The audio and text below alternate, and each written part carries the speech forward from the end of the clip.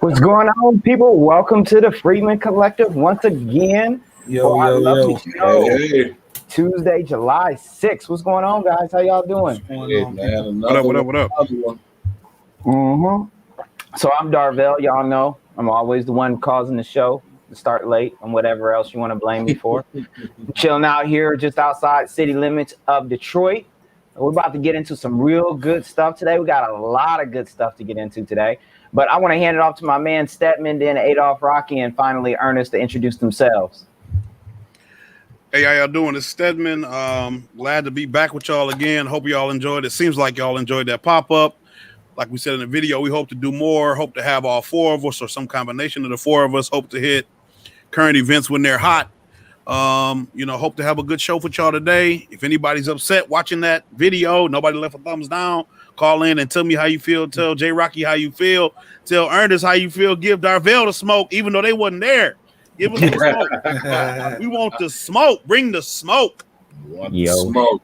Yo, this is your boy Adolph J Rocky, aka JBL, aka Gerard Page, coming back from east side of Detroit, guys. We ready for a very impactful show. Say less, say more. What's going on, guys? It's Ernest, touching base with you from Lansing, like always, here to have a discussion. Got some good. I guess we got a good topic today, and it's more so related to the political end. So, Darvell. Yeah, so today is Real Talk. It's going to be a little real for y'all. It's Real Talk Immigration and the Movement for Black Justice. Well, we're going to talk about two big things, as you've seen in the posting. The first thing on the local beat, we're going to get into an update on the reparations movement in Detroit and what's been happening with that. And then we're also going to touch on a big deep dive, not even really a touch on. Ernest is going to lead us through understanding and examining the impact of immigration on our economic and political, social, economic and socio-political mobility and leverage in this country, right? And that's the undergirding of how we get work done. So that's a very important element.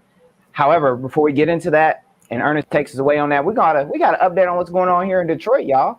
So listen, last time we talked about a couple different ways that Detroiters were pushing to get reparations on the ballot, right? They were trying to get reparations moving on a local framework. So I'm going to share something with y'all. We're going to start off with a nice, simple news release from Bridge, Michigan, okay? Because this serves to pilot us through the discussion we're going to have a little bit. They do a really good job at explaining kind of how this unrolled. So this is from Bridge, Michigan, nonpartisan news source, nonprofit news source. Detroit Council endorses reparations resolution, November vote possible. So, and I'm going to make this full screen for all of y'all so you can see what we're talking about here. So here's the deal, right? So we read this article, Detroit Council endorses reparations resolution. Basically what it goes into is saying that Detroit is stepping up its voice in the national reparations movement for African Americans. The effort to set up government funding and other initiatives meant to redress Black people for slavery and the centuries of systemic discrimination and inequality. Now, City Council on Tuesday, now this was last month, you guys. So City Council unanimously approved a resolution, which we're going to look at, calling for the Detroit government to create a city task force to explore the issue and acknowledge that the Detroit government has a history of racially motivated unjust policies and practices. It also advocates for an end to the state of Michigan's ban on affirmative action.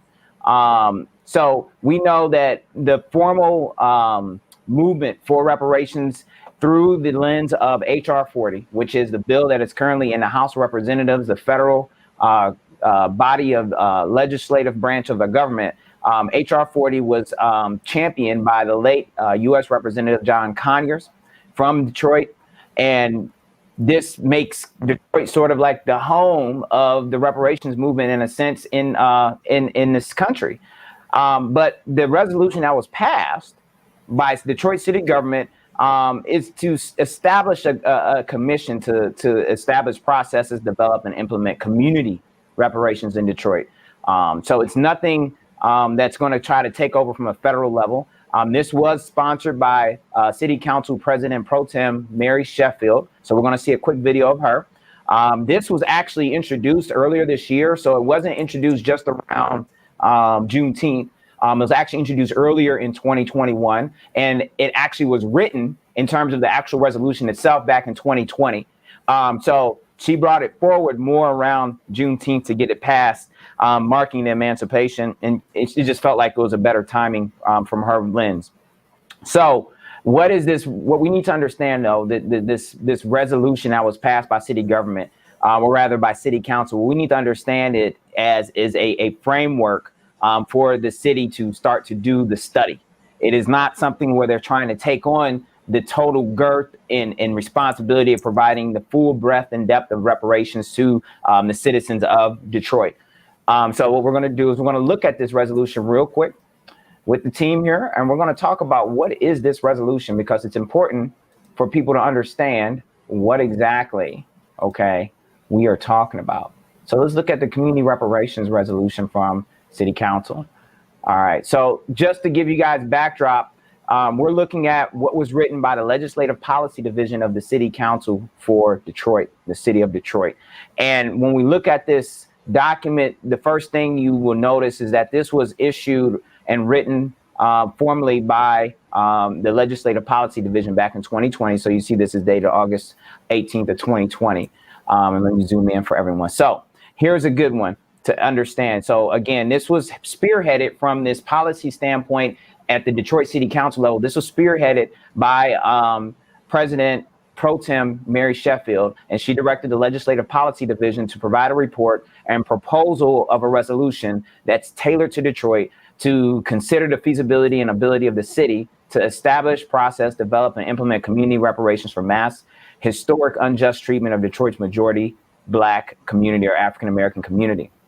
So it goes on to say that council recognized that in a previous resolution prior to this reparations resolution, that reparations for slavery and post-emancipation systemic discrimination, racism have been prominent among protesters' demands during the recent historic demonstrations. We had a spring, right, guys? We had a spring of demonstrations, a Black Spring almost last year, and so this, they claim, was one of the demonstrators' biggest demands. That was reparations for slavery and post-emancipation systemic discrimination.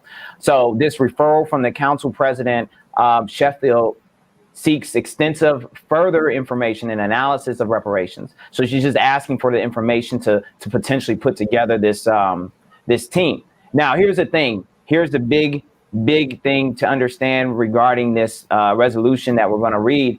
The reparations issue, according to the Legislative Policy Division of Detroit City Council, it's propended. It's all based around the idea that there must be a U.S. federal government program funding committed.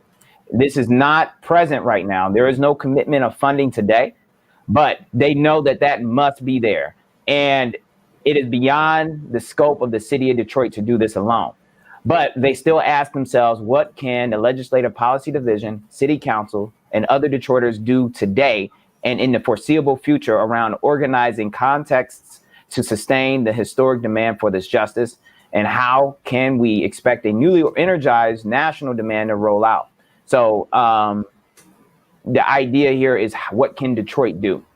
Now, like I said, Detroit already has a history of reparations and of reparations activism. We won't get into that.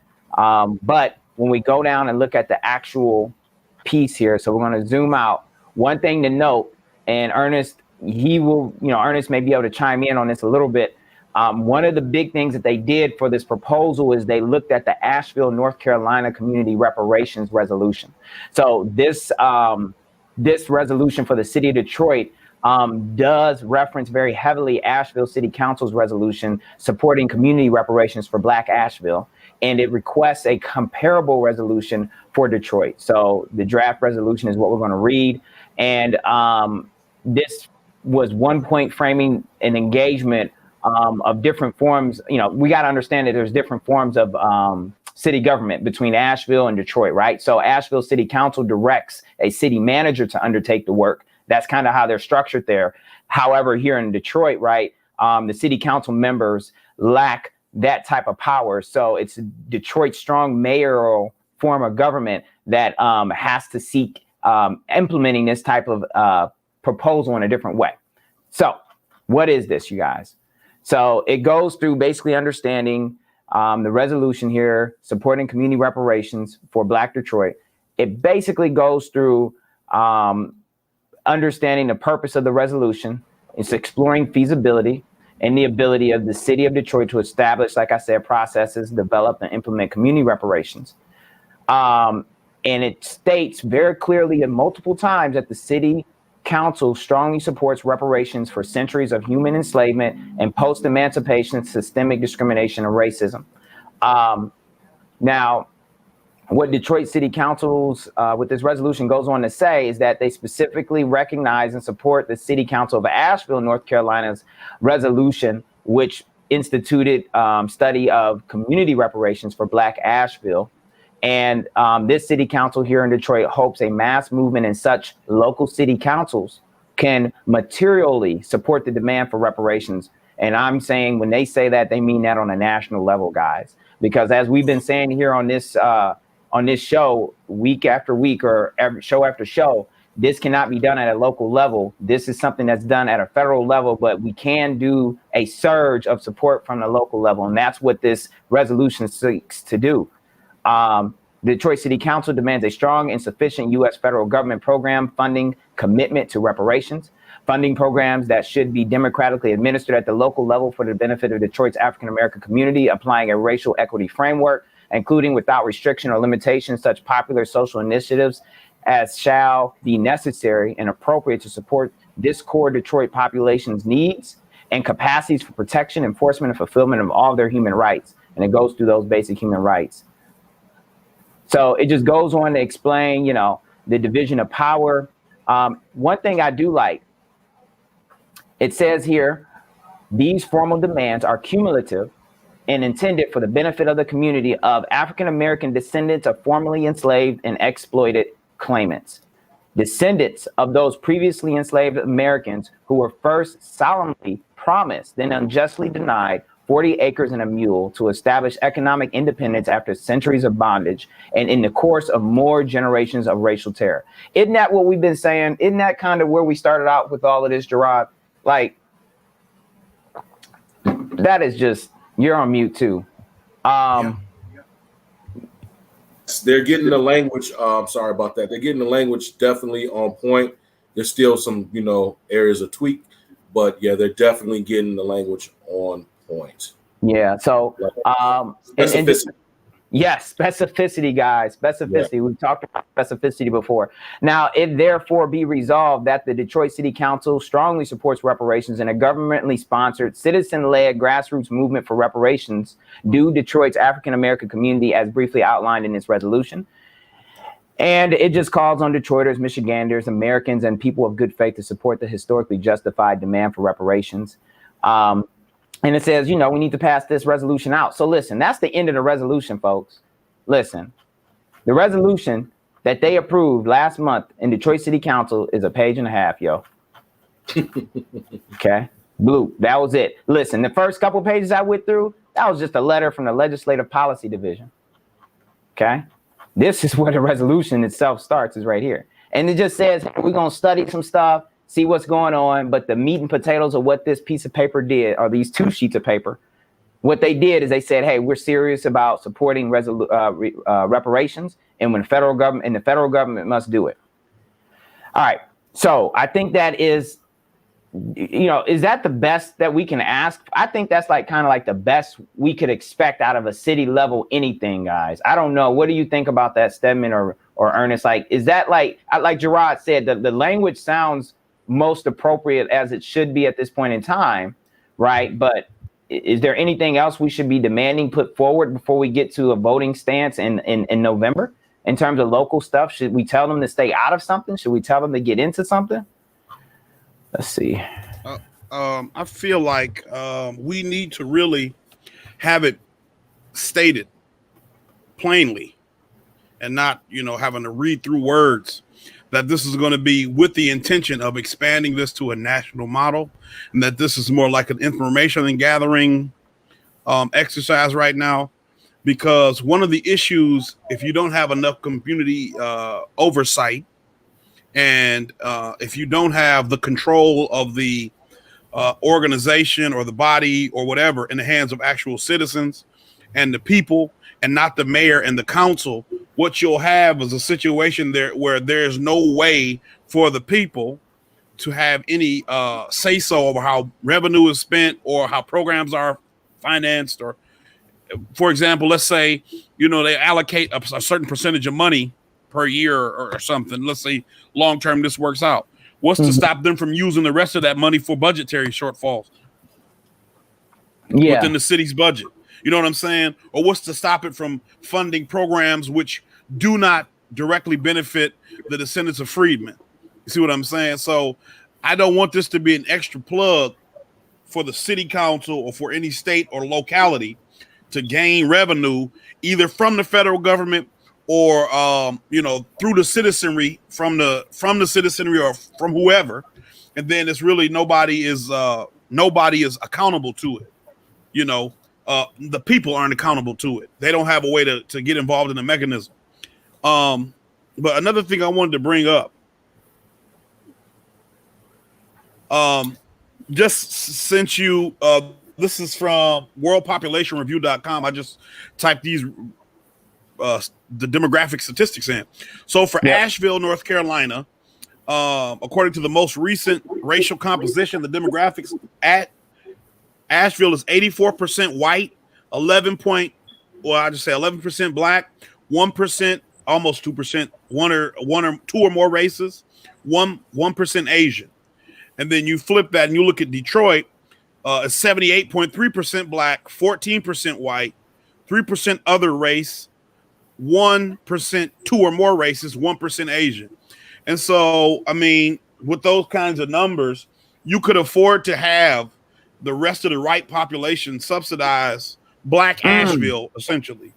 But it's black Detroit, and black people don't have money. So, I mean, this is a fool errand in a lot of ways. Still, if you want to try to replicate the Asheville model and you don't have it explicitly stated, we're doing this to expand reparations on the national stage at the federal level, I think. Yeah, right. I agree with that. And then another thing I want to understand this whole idea of community reparations. What does that mean? Like that doesn't, I don't understand what that means. What it define that needs to be defined. Like he said they want to create a groundswell for reparations, but they could be more distinct by saying federal reparations. Do we want it to be administered democratically at the local level? I'll be honest with you, I don't. No. I would rather, have we seen with different book clubs that we've been involved in with the movement, when things get into the local hands, that's where the discrimination occurred. When programs are at the federal level, there's one, and it's administered by the federal agency, federal agency. Then there's one for all type of code. When you give like block grants to the states, when you allow the states to administrate, like for instance, food stamps, that's where you can have all these crazy rules come into play locally. I'd much rather just have one rule for all, one agency for all, than that administers it to the recipients. Again, I would like to get away from African American.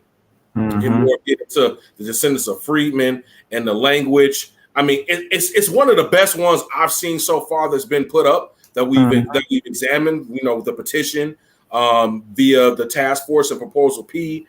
This is definitely the closest that comes into dealing with the issues of saying that, hey, this is not a replacement for federal reparations, but the language. Of course, we're very educated in this topic, and we know some of the key points where things can go off the rails or off the track. So we're very sensitive to that. And where we would be advocating for, hey, this needs to change in this particular way. Define what community reparations is, democratic control of reparations. Like, no, I wouldn't want that. Me personally, but like I said, based on the history of how programs at the state and local level, once they come in, they get hijacked and they're allowed to do a bunch of different things that's away from the spirit of the actual national program. No, But again, it's as far as in the spirit of what it's trying to do, is this the most furthest along. It's the closest to, hey, this could be adjusted, a few tweaks here and there, and it could actually be good. Yeah, and you hit the nail on the head that I was going to highlight, but I won't even bother. It's simply this local control idea. This is pretty ubiquitous. What can be controlled locally is if there are things that were specific to an area that would above and beyond reasonable levels that can be aggregated and dealt with from the federal way. Sure, we can talk about that. But honestly, not even knowing the mechanics we're going to employ in that much detail, there may be a way to compensate for that from a federal level, because what you might do in the city of Detroit today is for something that you've done to people back then, and the people who you done it to back then may not be here anymore. Their descendants might be in Atlanta. They might be in California. So we got to. Right. So there's ways that we're going to implement to deal with the migration of people to get away from the things you did to them then. So you got to, people got to understand it's not hard. It's not impossible to do. We have strong precedents, but it is not something that's so simple that a city council can just throw something together and be like, let's get it. Don't do that. Don't let them do that with you. Now, here's one thing I do want to show the folks. So popping back over here, like you said, Gerard, there were multiple avenues that this is trying to get to the ballot this year in Detroit. It's all of a sudden like the fire came out, right? It's just almost out of nowhere. But not really, because, we've been doing the work. Other entities across the country have been doing the work. That's why Asheville even is on the map, right? So because of these efforts, we now have two other things going on at the same time, right? So the two other things we have now is that petition that we talked about, as well as what's been included in Proposal P, Prop P, which is a revision of the city's charter, right? So here, Fox 2 Detroit has a piece they also put out last month. Detroiters could be voting on reparations for Black residents thanks to grassroots effort. So this second movement that's going on is this petition. And we're going to watch a quick clip about this petition from Fox 2 specifically. It looks like we're going to be talking with one of the local attorneys.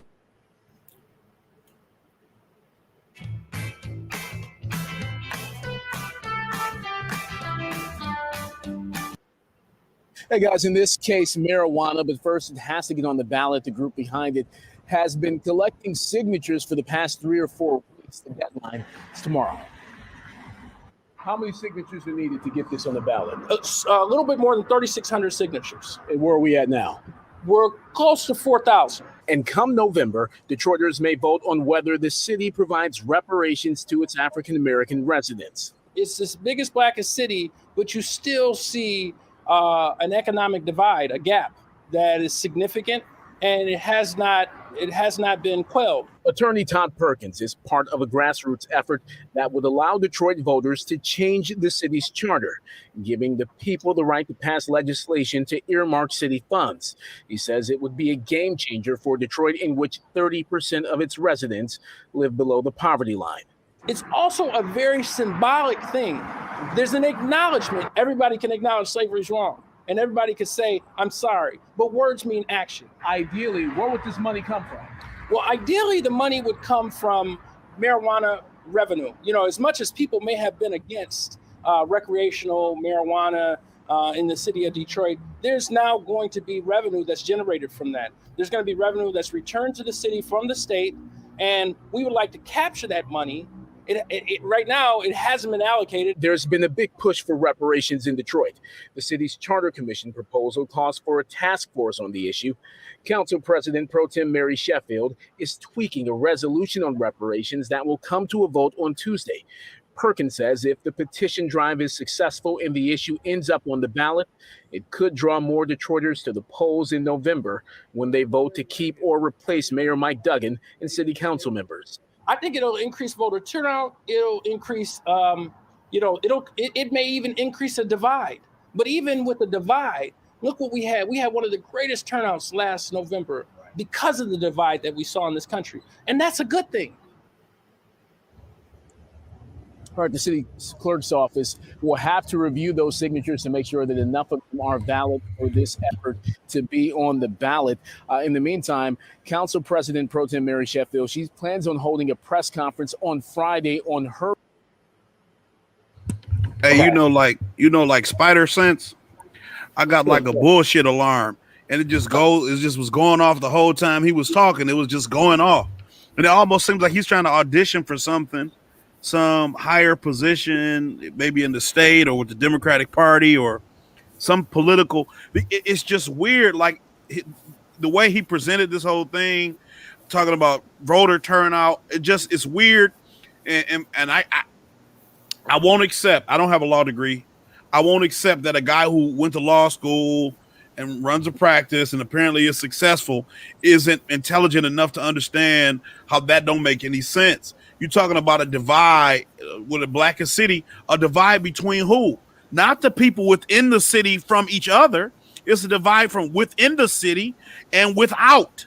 So how are you going to give reparations to Detroit from Detroit and do anything to bridge that divide between the haves and have-nots? And 80% of the city is black. Like, what are you talking about, bro? What are you talking about? I mean, ultimately, I think this is what I suspected it was when this first came up and we discussed this. This is a political ploy, and he let it out the bag when he said, bring out voter turnout. We don't know where this is coming from. This is coming from the Keith Williams. He's the chair of the Democratic Black Caucus here in Michigan, and again in a non-presidential election, voter turnout is very low. So this is something. I don't know if this also has Adams on if his people are connected to that. That's the guy that's the forerunner to go against Mayor Duggan in the general. I mean, the primary is already happening. It was going to be happening this August, but this measure is going to be on the November on the general election. This, if they have any sort of, trying to remove Duggan out of office, and this is a measure to bring people in the polls, they're going to definitely play race politics in that case to remove the white mayor with a black face that's basically the same. So this could be a lot of politics in the bag. But this whole thing about marijuana being a source of reparation money, again, you're taxing the citizens for their own repair, and therefore that can't be reparations at all. No. That's the worst part of this. Right. It won't close the racial wealth gap where any reparations program that's designed, that should be the focus of it, is to close the racial wealth gap at the mean, which we know, all of us here knows. But for the audience, that's somewhere of a tune of $800,000 plus. That's what the average white family has. The average black family has way low than that, with the gap being, or the gulf being, over 800,000. So if you're not doing that, if that's not that's another thing too that wasn't talked about in any of the resolutions, is closing the racial wealth gap as being his goal, or should be his goal. So yeah, there you go. That's my take on it right there. Yeah. As soon as I heard the marijuana thing, it was no go. Like that isn't how you do it. That's like if it's a Michigan marijuana tax, you're taking money that people are giving you.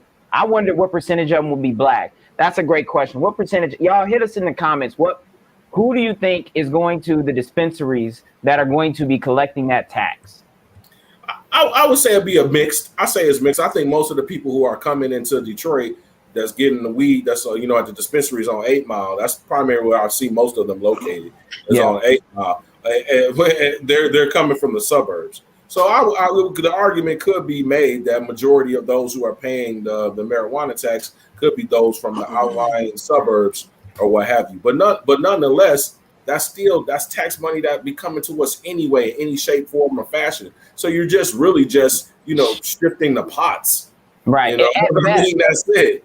You know, it reminds me just what I said last week. We were that plan that Perkins and Williams has. That plan is betting on vices. It's betting on people going and buying marijuana to compensate the Black community for harms that the government perpetrated. Are you serious?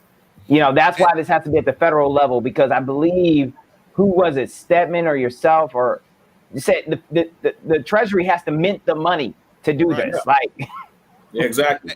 That's the I mean, only way it's going to happen. I would even add this and say that a tax on corporations doing business would be more effective than using a marijuana tax for the city of Detroit. But you know, we're not there yet from a, I guess even from a political standpoint. Like, you know, Black people don't want to do things like that. But when it comes to stuff like marijuana tax, I figured the way they see it is that we've suffered the most from marijuana, and so, hey, we should receive some benefits by reallocating the tax. But wow. it's not really necessarily. They should give us the marijuana. They should give all the marijuana tax revenue to the people they put in prison for marijuana offenses that were petty.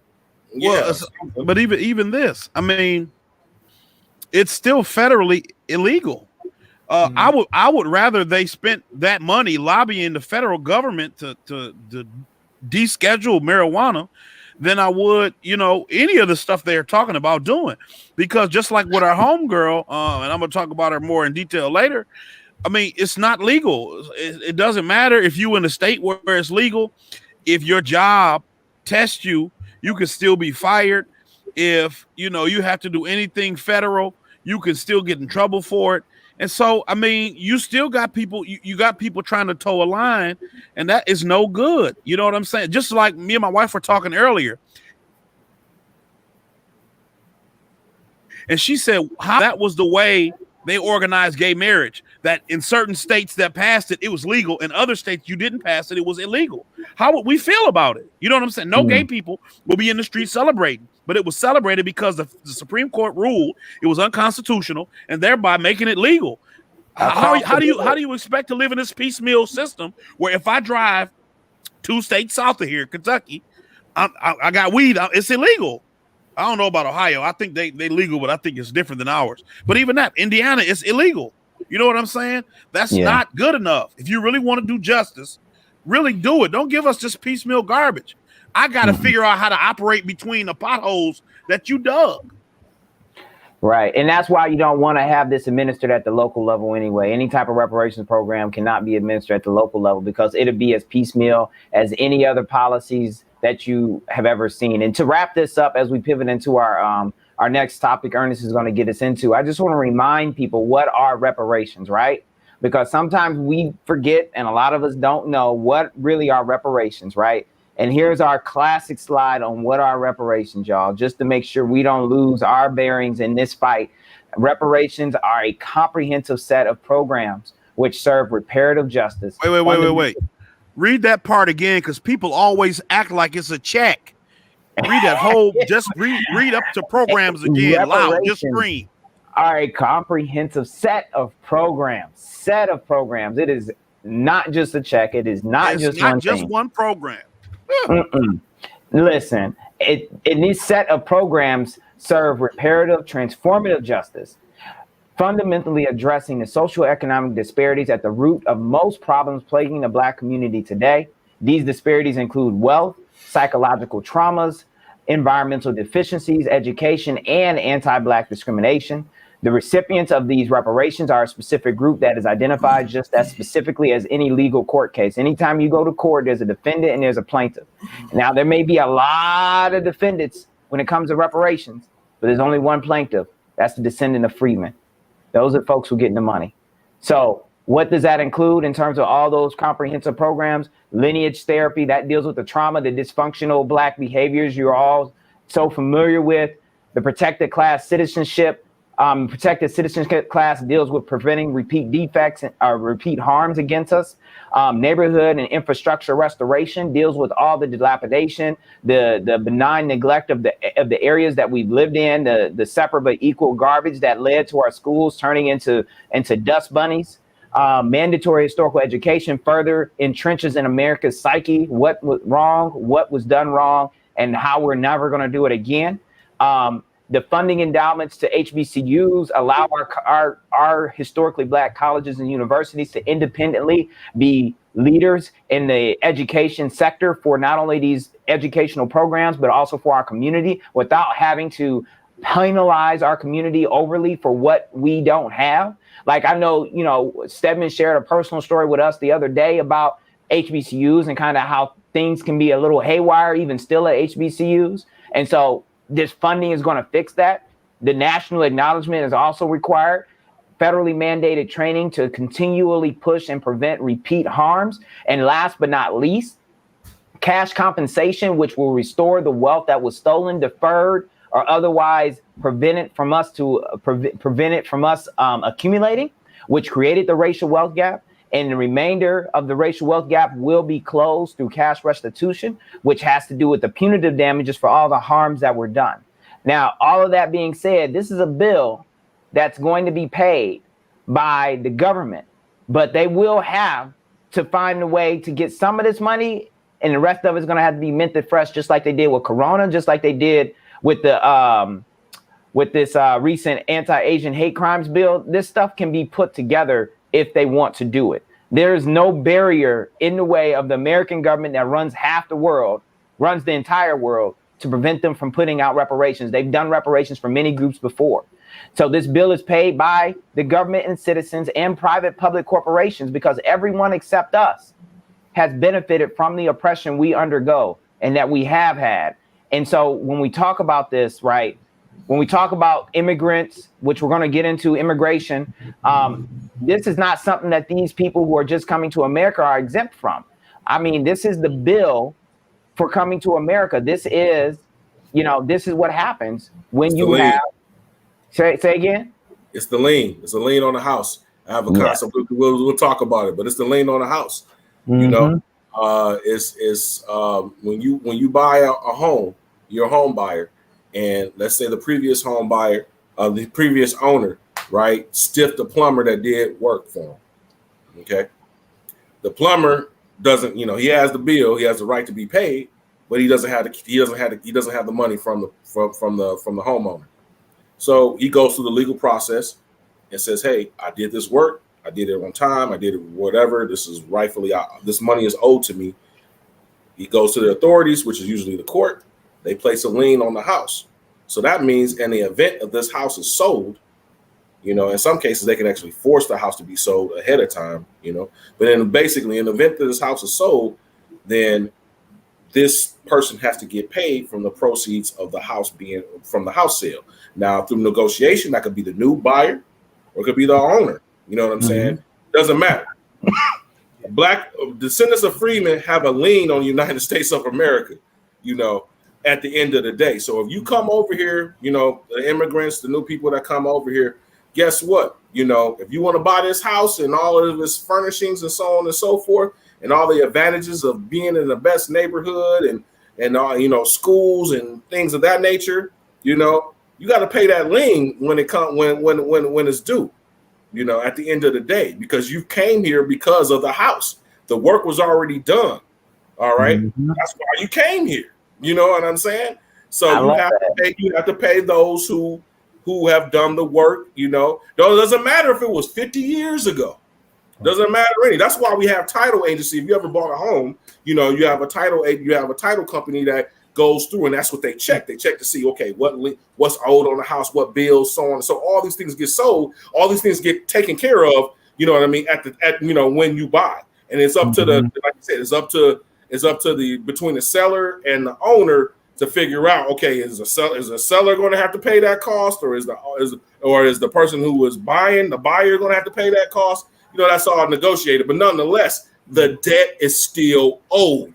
You have, the lien must be paid at the end of the day. And that's what reparations are. That's our lien. No matter how long ago, look, the buyer of the house, he had nothing to do with the previous buyer deciding to get the plumber to, you know, redo the house or right. That made the house that much more valuable for them to come. They wouldn't have came if that house had busted pipes. Exactly. So they showed up because the work we done that we were never compensated for. There's a lien on this land And you don't get to come through the door and believe, well, you know, I ain't had nothing to do with that. That was the prior people. I'm not white, minority coalition. Let me play devil's advocate, because that's the history of America, especially when we're looking at immigration, especially when we considering the fact from the racialized standpoint that white America, originally like the founders, right? We could say the British colonists, right? They allowed which white immigrants could come here. And these people, when they came here, they didn't care about who did the plumbing and what bills were outstanding. They said, shit, this is a house. And matter of fact, I want this room right here. Your family, whatever family was in there, get out. And we gonna step in, rent this, but you're gonna still do all of the maintenance work for this house to survive and to stay up, to not be foreclosed. That's the reality we're dealing with when we're looking at the history of immigration in America. And when we talk about critical race theory, we talk about black struggle, we talk about the current liberal agendas and even the conservative agendas, we got to understand that immigration is a topic that keeps coming up. And that's because of a specific reason. It's because of a specific history. And so, you know, I think today what we wanted to discuss is that as black freedmen, or as black Americans who descend from freedmen, right? Those of us who descend from slavery, you know, is immigration a good policy for us to support? You know, me and I'm pretty sure my brothers in the Freedmen Collective, we all agree that immigration isn't, you know, one of the best policies black Americans should support right away. Because what we do know is that, you know, hold on, let me fix my sound in the background. I got some static. Oh yeah, you're fine. But no, that he's right on. This is what we're about to go into, people. Just to preface this, it's not a shot at immigrants. It's not a shot at any groups. It's a shot at understanding from a black lens for our community. Where does immigration lie in the bigger system of the movement and black justice right now? What should you, as a black or as a descendant of freedmen, be advocating for? And what should you understand about immigration's impact on what we need? Mm-hmm. So yeah, like a lot. Go ahead, Sted. Oh, well, no, you good. I'll say that after you're done. I thought you had a little bit. Yeah. I got like a little bit more to cover, but we can get into like the articles and all that. If you guys feel like jumping in, just let me know. But you know, like I was saying, right? Like when we're looking at immigration and we're looking at the racial history of this thing, it's something that's very important to talk about. This is how the white majority established the numbers to do what it ended up doing later politically. When it ended up doing what it did later to us from an economic standpoint, and just saying, you guys shut the hell up and wait in the back of the line. It was through immigration. The Irish people came over, Scottish, the Russians, Germans, etc. We had to wait in line. Even after World War II, German immigrants came and got more preference than black Americans. This is the doctrine of America and white supremacy when we look at this tool of immigration. And you know, and this is not to bash any group, because all groups are responsible for this thing, because when you look at the contributions that they've received from it, and you look at the contributions that blacks receive from immigration, you would be able to say they clearly benefited and these people clearly did not. And so with that being said, after slavery, our ancestors, those very same freedmen who we dedicate this show in our time as reparationists to, those people had to watch as America gave away millions of acres to millions of immigrants while waiting on the promise of 40 acres and a mule to be established, while watching it be torn in shreds by Andrew Johnson, by watching them pass Homestead Acts, given specifically not to white Americans who've been here for 4 or 5 generations, but to new immigrants who came from the boats of Ellis Island in New York, who went to resettle the West when there were Americans who could have did the work.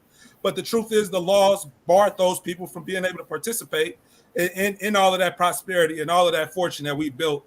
Like you said, Gerard, the foundation of America, right? Like we were basically disbarred from that. So I want to like just summarize the whole historical point with the immigration just by saying that we have to start thinking critically about the tool of immigration and how it has impacted Black Americans historically. And, you know, even one more step to take it further is that we know that in 1965, the Immigration and Nationality Act pretty much allowed for immigration to be expanded to all other groups outside of Europeans, because prior to that, immigration was reserved primarily to Europeans.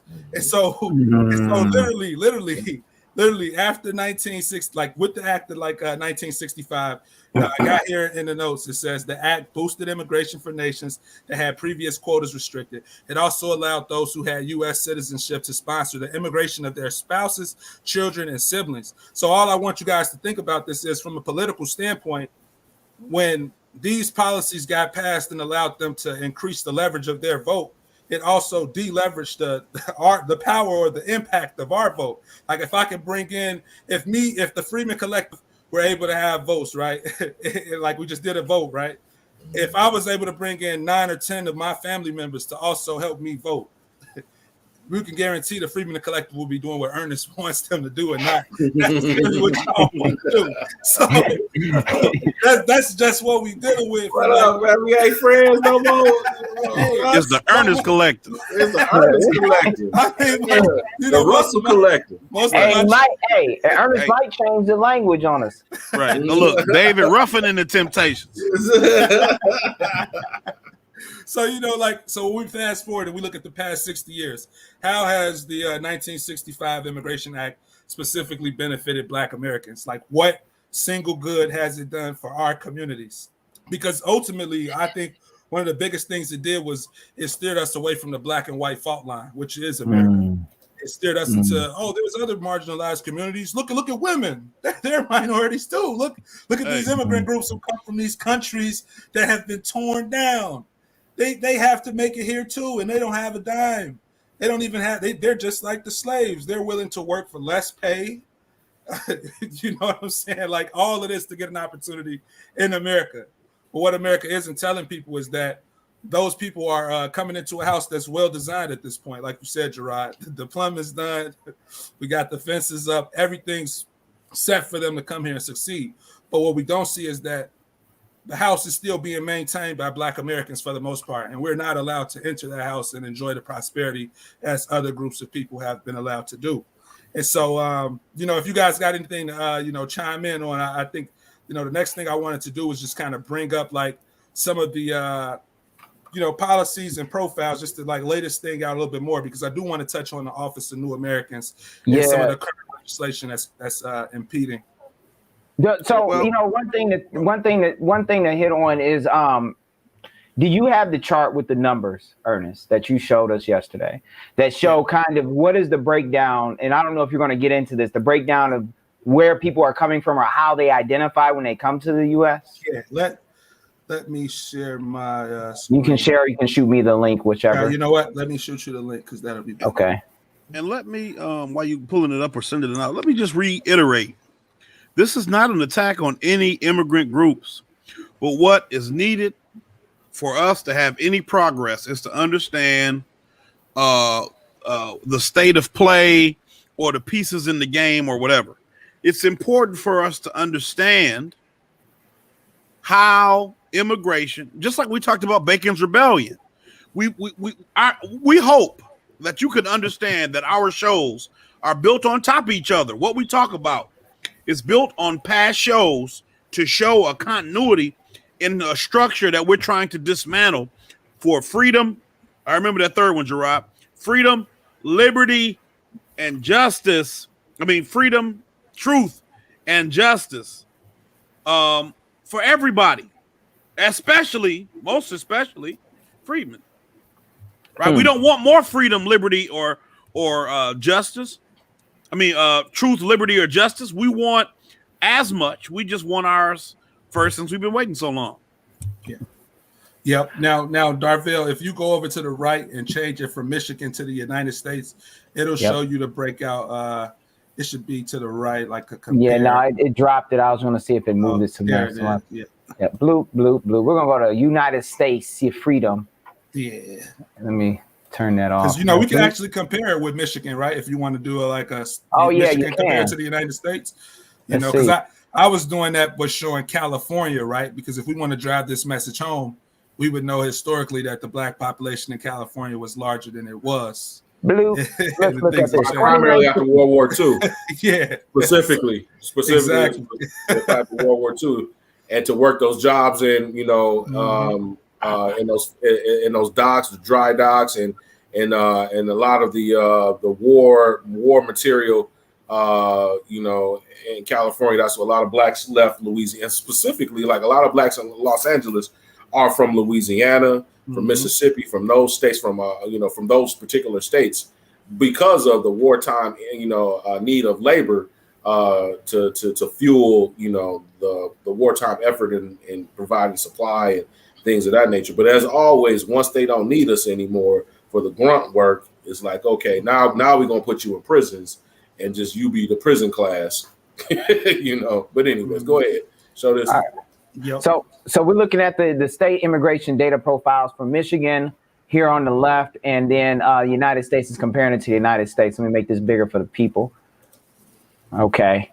So yeah. So, you know, what we see here is that 2019, the foreign-born population was at 13.7%.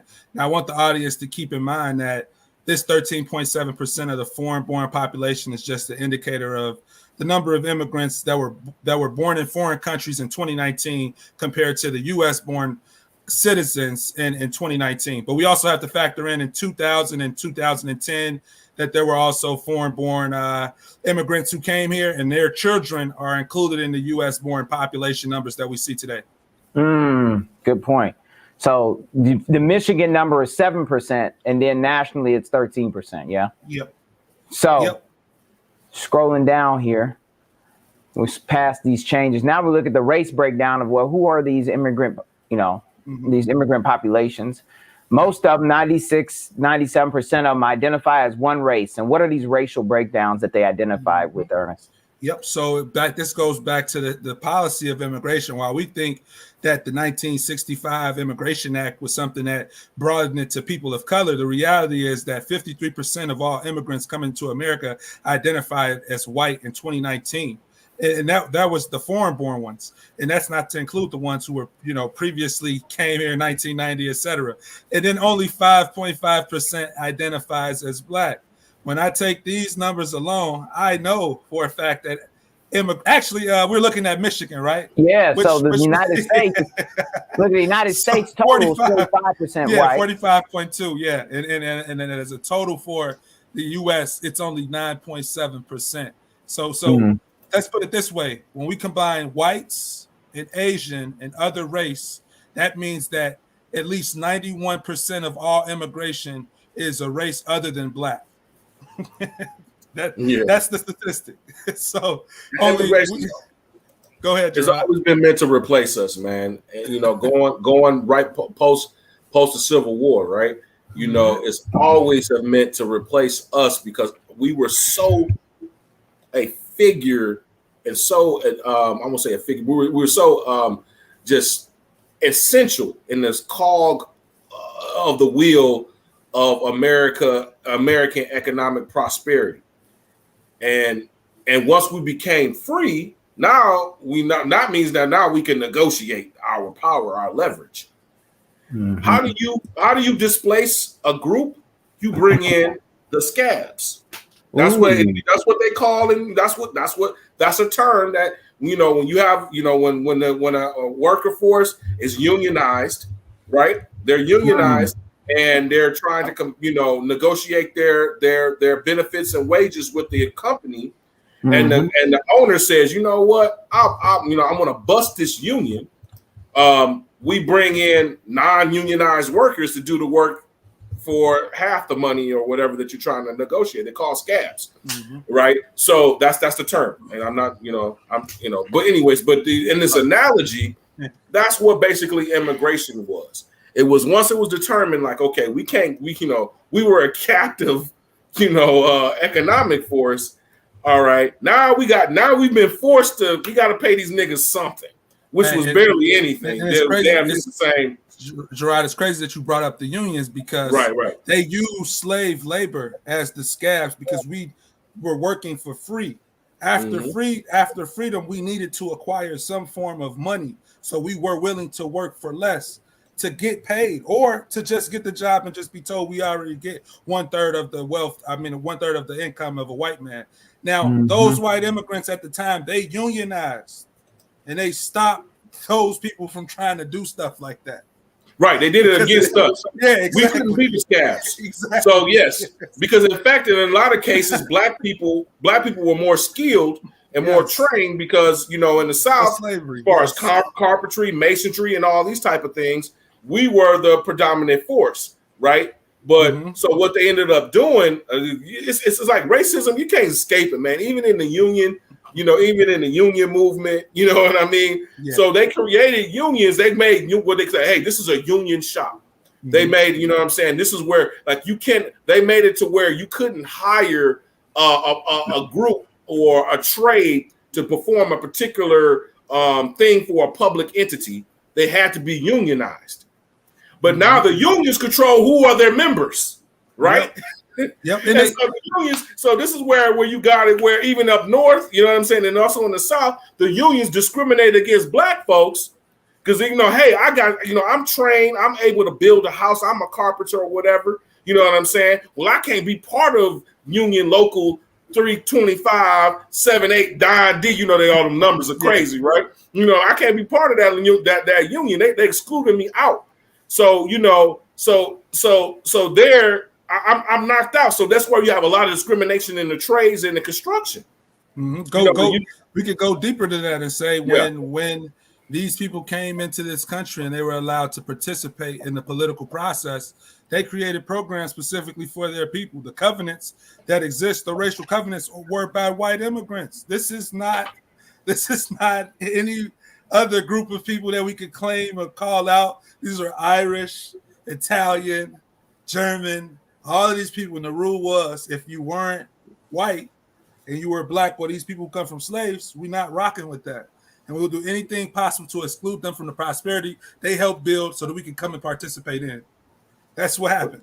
But then they became white when they needed to. Exactly. So that's the thing. They became white when now they need whiteness to expand to outnumber the blackness. Because in many places in the South, there were more black people than there were white people, right? So you have to be ingratiated in racism, and have your leg up and your foot down on the black, native person, the descendant of the freemen themselves, in order for you to go up the economic ladder, and now you become the model minority, right? You know what I'm saying? And this I don't know if you guys have seen, it's an old movie, but Gangs of New York. Yes. That really deals with the New York draft riots for the Civil War, which you had in this at this time.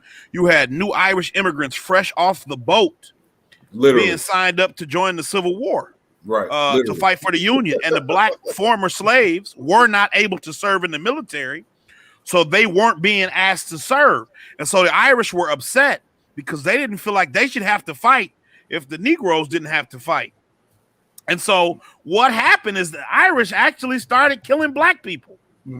They actually killed black slaves. They lynched them, they killed them, mob violence, because they didn't feel like they should, on top of also being upset that there was a job shortage, because what we're talking about, the former slaves, the freedmen, were so skilled because they were the machines in the South. They did everything. If you read 12 Years a Slave, I mean, they were everything, right? From the music to, agricultural tools. So we could do everything. And they weren't happy about it. And so you see how, and this is also something that I believe Frederick Douglass talked about it. When he went to Ireland, because there was a guy in Ireland, I forget his name. We talked about him a while ago. But Frederick Douglass really looked up to this man because he fought against, English control of Ireland. But when he actually got a chance to meet him, he said, but when your brothers come to the U.S., they just turn into white people. They completely lose that understanding, that compassion that you feel for me when you're in Ireland as a black man in America who's suffering under the boot of another oppressive force. You lose that when you come here and are able to be white. When you're able to enjoy the spoils of whiteness, you completely disregard my plight. If I can find it before the show is up, I'll try to post it. But I mean, it's really a deep situation because you understand just how thorough the problem is. And even today, to continue on this point, what you see when you hear people talking about representation, and you hear people trying to elevate black women as if they're a special entity or an unknown quantity among human beings, it's an attempt to further dilute the problem and to further delineate the black community, right, from itself, so that they're a less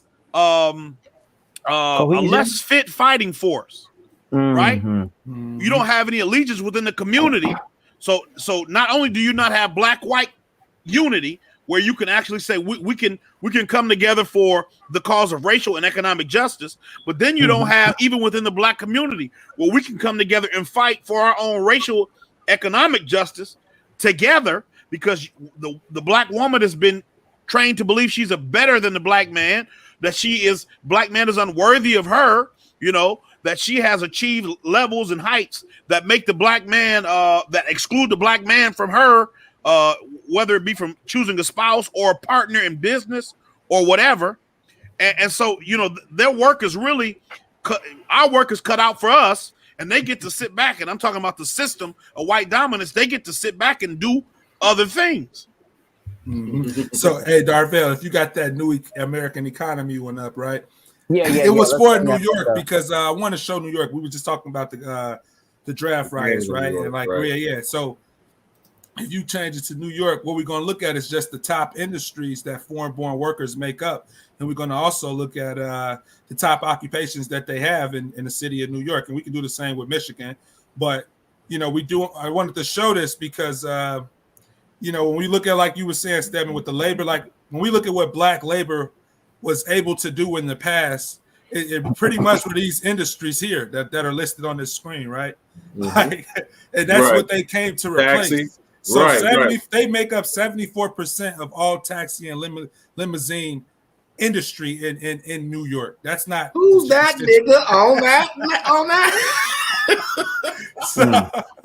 So this is just the top industries. Now, if we go down, Darvell, to show you the top occupations of the foreign-born worker, they have a lock on the industry. You get what I'm saying? Right. To the point where they can choose if they want to hire their brothers and sisters, and these people I talked about who were able to take advantage of immigration policy. While at the same time, black workers have to compete with this. We have to compete with the undercutting of wages and people who want the opportunity better than us, despite us being in the line for 9 generations here in America. Maids and housekeepers. That's crazy, bro. Like my grandmother worked as a domestic. Now that's you know what I'm saying. That's Well, you even see white women doing domestic work now, man. They got that Molly Maid shit locked. Yeah, but even so looking at the home health, now that's not entirely related, but in the 80s, what did Reagan do? There was a shortage of nurses. They needed black nurses. What did they do? They didn't bring and teach. My grandmother was a nurse's aide at the University of Michigan for like 30 years. They didn't teach her to be a nurse in the 80s when they had a shortage, and she already had 20 or 30 years worth of experience. They went and imported maids from the Caribbean and from Africa to be the black nurses. So that's even today where you see black nurses. You'll see older Caribbean black nurses, especially in New York. This is what you see. You know what I'm saying? Now, that's what you see. It was meant to displace us, man. That's like, again, immigration was meant to replace us. And, because once you replace us, the freedmen who have the most owed to them and the least afraid of them, because you can't deport us. You can't deport us for shit. Now let's go back. You can lock us up, but you can't deport me, motherfucker. You know what I mean? So, Darvell, if you open up the migrationpolicy.org one again, the one that was for Michigan, let's change it to New York and compare with California, because we know that historically speaking, there were greater populations of black people in both of those states, just due to the history of those states and the history of us in this country. So if you change U.S. to you got it. And then New York. Who's that nigga on that bag? Do California and New York. All right. Y'all remember that from Django, Samuel L. Jackson? Yeah. Because think about it. We were the chauffeurs, we were the barbers, we were everything. Like, we did everything. The waitress, the waiting staff, everything, bro, at one point in time. And he was amazed that Django was on a horse. Who's that nigga on that leg? I love that movie, bro. I love that movie. But anyways, go ahead. Yeah. So I wanted to compare California and New York because we know that these are two big states when it comes to immigration. Now, if we're looking at the race percentage breakup, right, we see that in California, only 1.8% of all of the foreign-born people consider themselves black. The rest, like this would be equivalent to saying 98% of the people who come in as immigrants in California identify as something outside of black. That's a disparity. Looking at New York, you got it's a little better in New York, right? But that black or African American, that 19.5%, we can break that down a little bit further because it's not necessarily the black or African American that we're referring to when we're talking about U.S. freedmen or those who trace their lineage back to slavery. If you scroll down, we can see the breakouts between ethnicity. So it's just a little bit more down. Place of birth. Yeah. So it's going to be a little bit more. Go down a little bit more right there. So if you scroll up. Oh. Yeah. So you see how it's breaking it out by country? Scroll down just one. Country. All right, but then go down a little bit more. Yep, and some more. Right there it says detail, region, country of birth. So you see how it'll break up Europe to show you that 1.5% of the 6.2% comes from Northern Europe. So if you go down and look at the African or the 19.5%, okay. Yep. So just showing you the breakout of the European immigration, right? So we know Portugal is getting the least Don't get the Russians confused with the Asians or nothing. Yeah. So looking at the Asian population, right? We see where most Asian immigrants come from. That's in New York, right? 40%. On the right. Okay. Yep. So 30.4. Yeah, 30.4% Asian. Yeah, 30.4% for New York and 40.2% Asian immigrants from California, right? And we see their breakout, right? And then if we go to Africa, it has a little bit more disaggregation. Damn, that's a good ass website, bro. Yeah, it is. Shit. And they use this to drive home the point that economically speaking, immigration is good for the U.S. economy, and it is, but it isn't. That's not for us, right? Exactly. So, not for us. Yeah. So one of the on that leg. Anyways, go ahead. When another important thing to also understand, and you saw this happen with this last presidential election, that the Democratic Party has tried to lump all Latinos or Hispanics into a group of people, as if to say, you all are one group, and they don't look at themselves that way. And when I say that, they don't look at themselves as separate than white. We have this whole black brown idea in America because the racism in America is very delineated. If you're not black, in a way, you're not white, but you're not black, right? If you're white, you're not black. If you're brown, you're not black. You see what I'm saying? But in those countries, with the historical perspective of race and genealogy in the Caribbean and South America and a lot of British, Spanish, or European colonies, which America was a colony, but it branched off and did its own thing.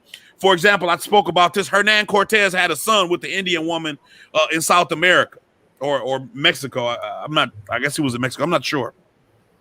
Anyway, his son was considered Spanish. So his son went back to Spain to be educated, and he was given all the rights and protections of a Spanish citizen, right? Where in America, what you look at is, for example, with Frederick Douglass, whose father was his slave owner, he wasn't given those protections of whiteness. So in America, we don't look at race like that. It's the one drop rule here, where in the Caribbean and in South America, you see, and even to a degree in Africa, you see where if you have a Spanish or European father, then you're European and you get to be raised European.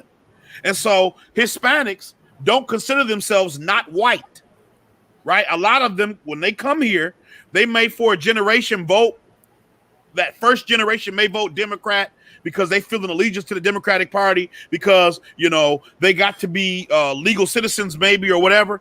But usually their children or their grandchildren vote Republican.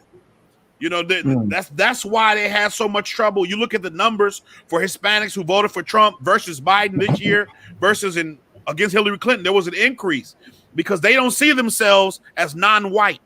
Let me tell you, Americans do. Let me tell you how crazy this shit could get, man. So in Sudan, right? Sudan was colonized and as part of quote unquote, the Arab invasion that came through the Middle East during the 1400s, earlier than that. Right. But anyways, so Sudan, which means black in Arabic anyway. Southern Sudan. Right, you got South Sudan. But anyways, but no, I'm talking about I'm not excluding South Sudan. We're talking about Sudan proper at this point, right? You know what I mean? Those blacks that are, they are considered Arab because they have, their lineage, their paternal lineage goes back to an Arab. No matter how black that mama is and how dark skinned they are considered Arab. They don't refer to themselves like a black sub-Saharan black. They're Arab. So in America, Arabs are part of the white ethnic group. Asian, yeah. Right, Arabs are white. Yes, Arabs are white. Are part of the white ethnic group. Now, I literally know this personally. It's anecdotal, but it's nonetheless it's a personal story. My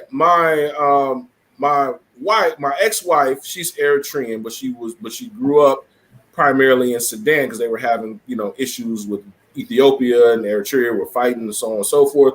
So because her family was Muslim, they went to Sudan. So she holds a Sudanese passport. So she congregates with other Sudanese people here in Michigan. Now she had a friend who is brown, like darker than I am, but not like super dark, but darker than I am. So we would universally say, if you look at her, oh, that's a black person. We would be no issues, not a lot of light skin or nothing like that, not passing. That's a black person.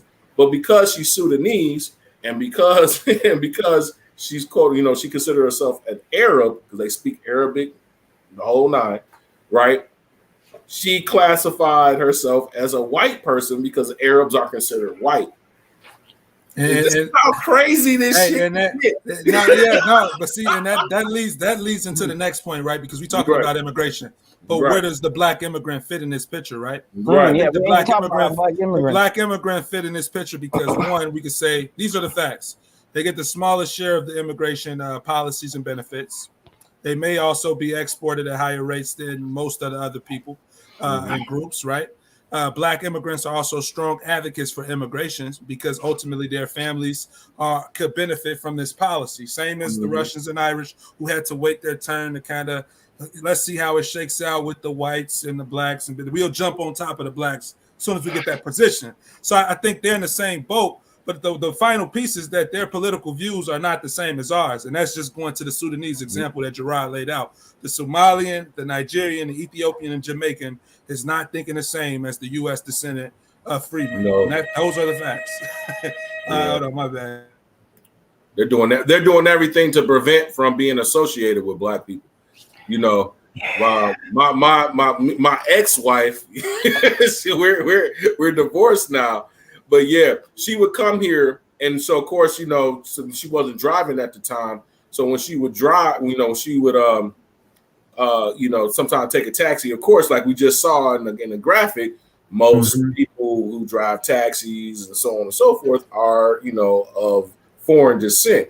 And so they would be dropping her off over here on the east side of Detroit. They both, because of a language connection, even though one might be a Yemeni or Sudanese or Lebanese, whatever, because they're Arabic speaking, there's some sort of kinship between them in a foreign country, right? Whereas back over there, you'll be a nigga over there too, you know what I'm saying? But nonetheless, so they were like, oh, why you live over here on the east side? Why aren't you living in Dearborn? Why aren't you, so on and so forth, right?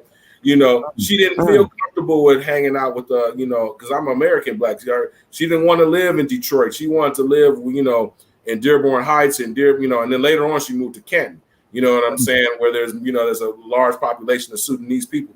They stay amongst themselves. They don't immigrate. They don't assimilate with native blacks here. They're told not to mix in with us. The Nigerians have a word for us called a kata, which is like wild animal. Basically you're a person with no training, right? You know what I mean? That's the real purpose of a kata. What that means, like you don't have a ground home. They don't recognize us being here for 400 years as being our home. Or we don't have a culture or whatever. But anyways, but all these different groups, they stay within themselves. They don't marry into us. They don't, come here and be like, yo, black brother, let me teach you this and this and that, or let's form for the most part. There's some anecdotal purposes. I do know some Black Americans in the Muslim community that are actually, married to people in the Senegal, Gambia community. I know of a few cases of that. But for the most part, just generally speaking, on a very general level, there really is no interaction of community building or mixing amongst the different African groups here amongst the descendants of freedmen. So I mean, the essence there that's starting to be erected, right, is the sense that these individuals aren't even identifying this minority coalition, this black brown thing, this you from Africa, I'm black unity thing. It's not really there, because what's going to happen is they're going to come in already with a certain agenda that's going to be geared toward immigration, which is going to be shown harms the low income, low wage black individuals who are already on the bottom of the totem pole. It's going to continue to keep them down there. Then on top of that, their political position continues to morph more toward the right, which contains more harmful policy direction than even when they came in the door on day one. By the time you get to year 3, year 5, get that American citizenship,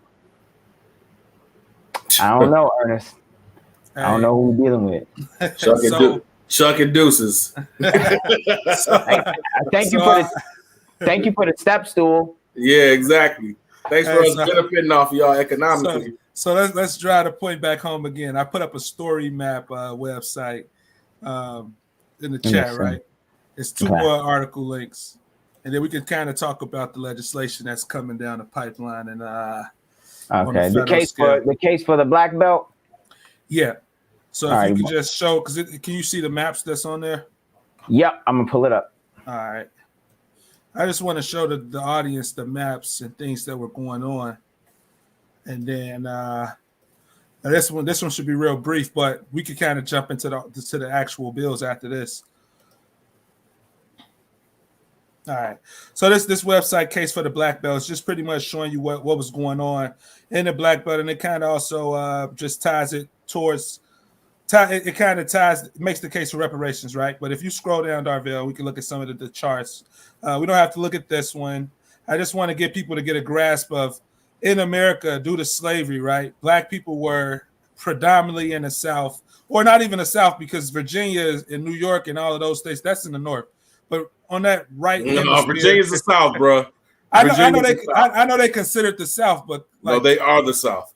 They're below the Mason-Dixon line. They're the capital of the South. You drive down 95. You drive down 95. You'll see the largest Confederate flag you ever seen in your life, bro. Put it this way: it's the capital of the South. It's 50 feet by 40 feet. How far is it from DC? You know what I'm saying? DC. That's the reason why it's there.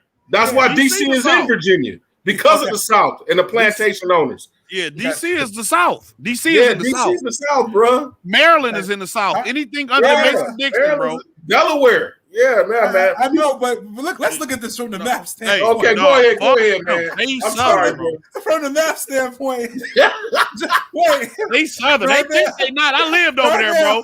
They Southern as anybody. They're the first slave holders. Right.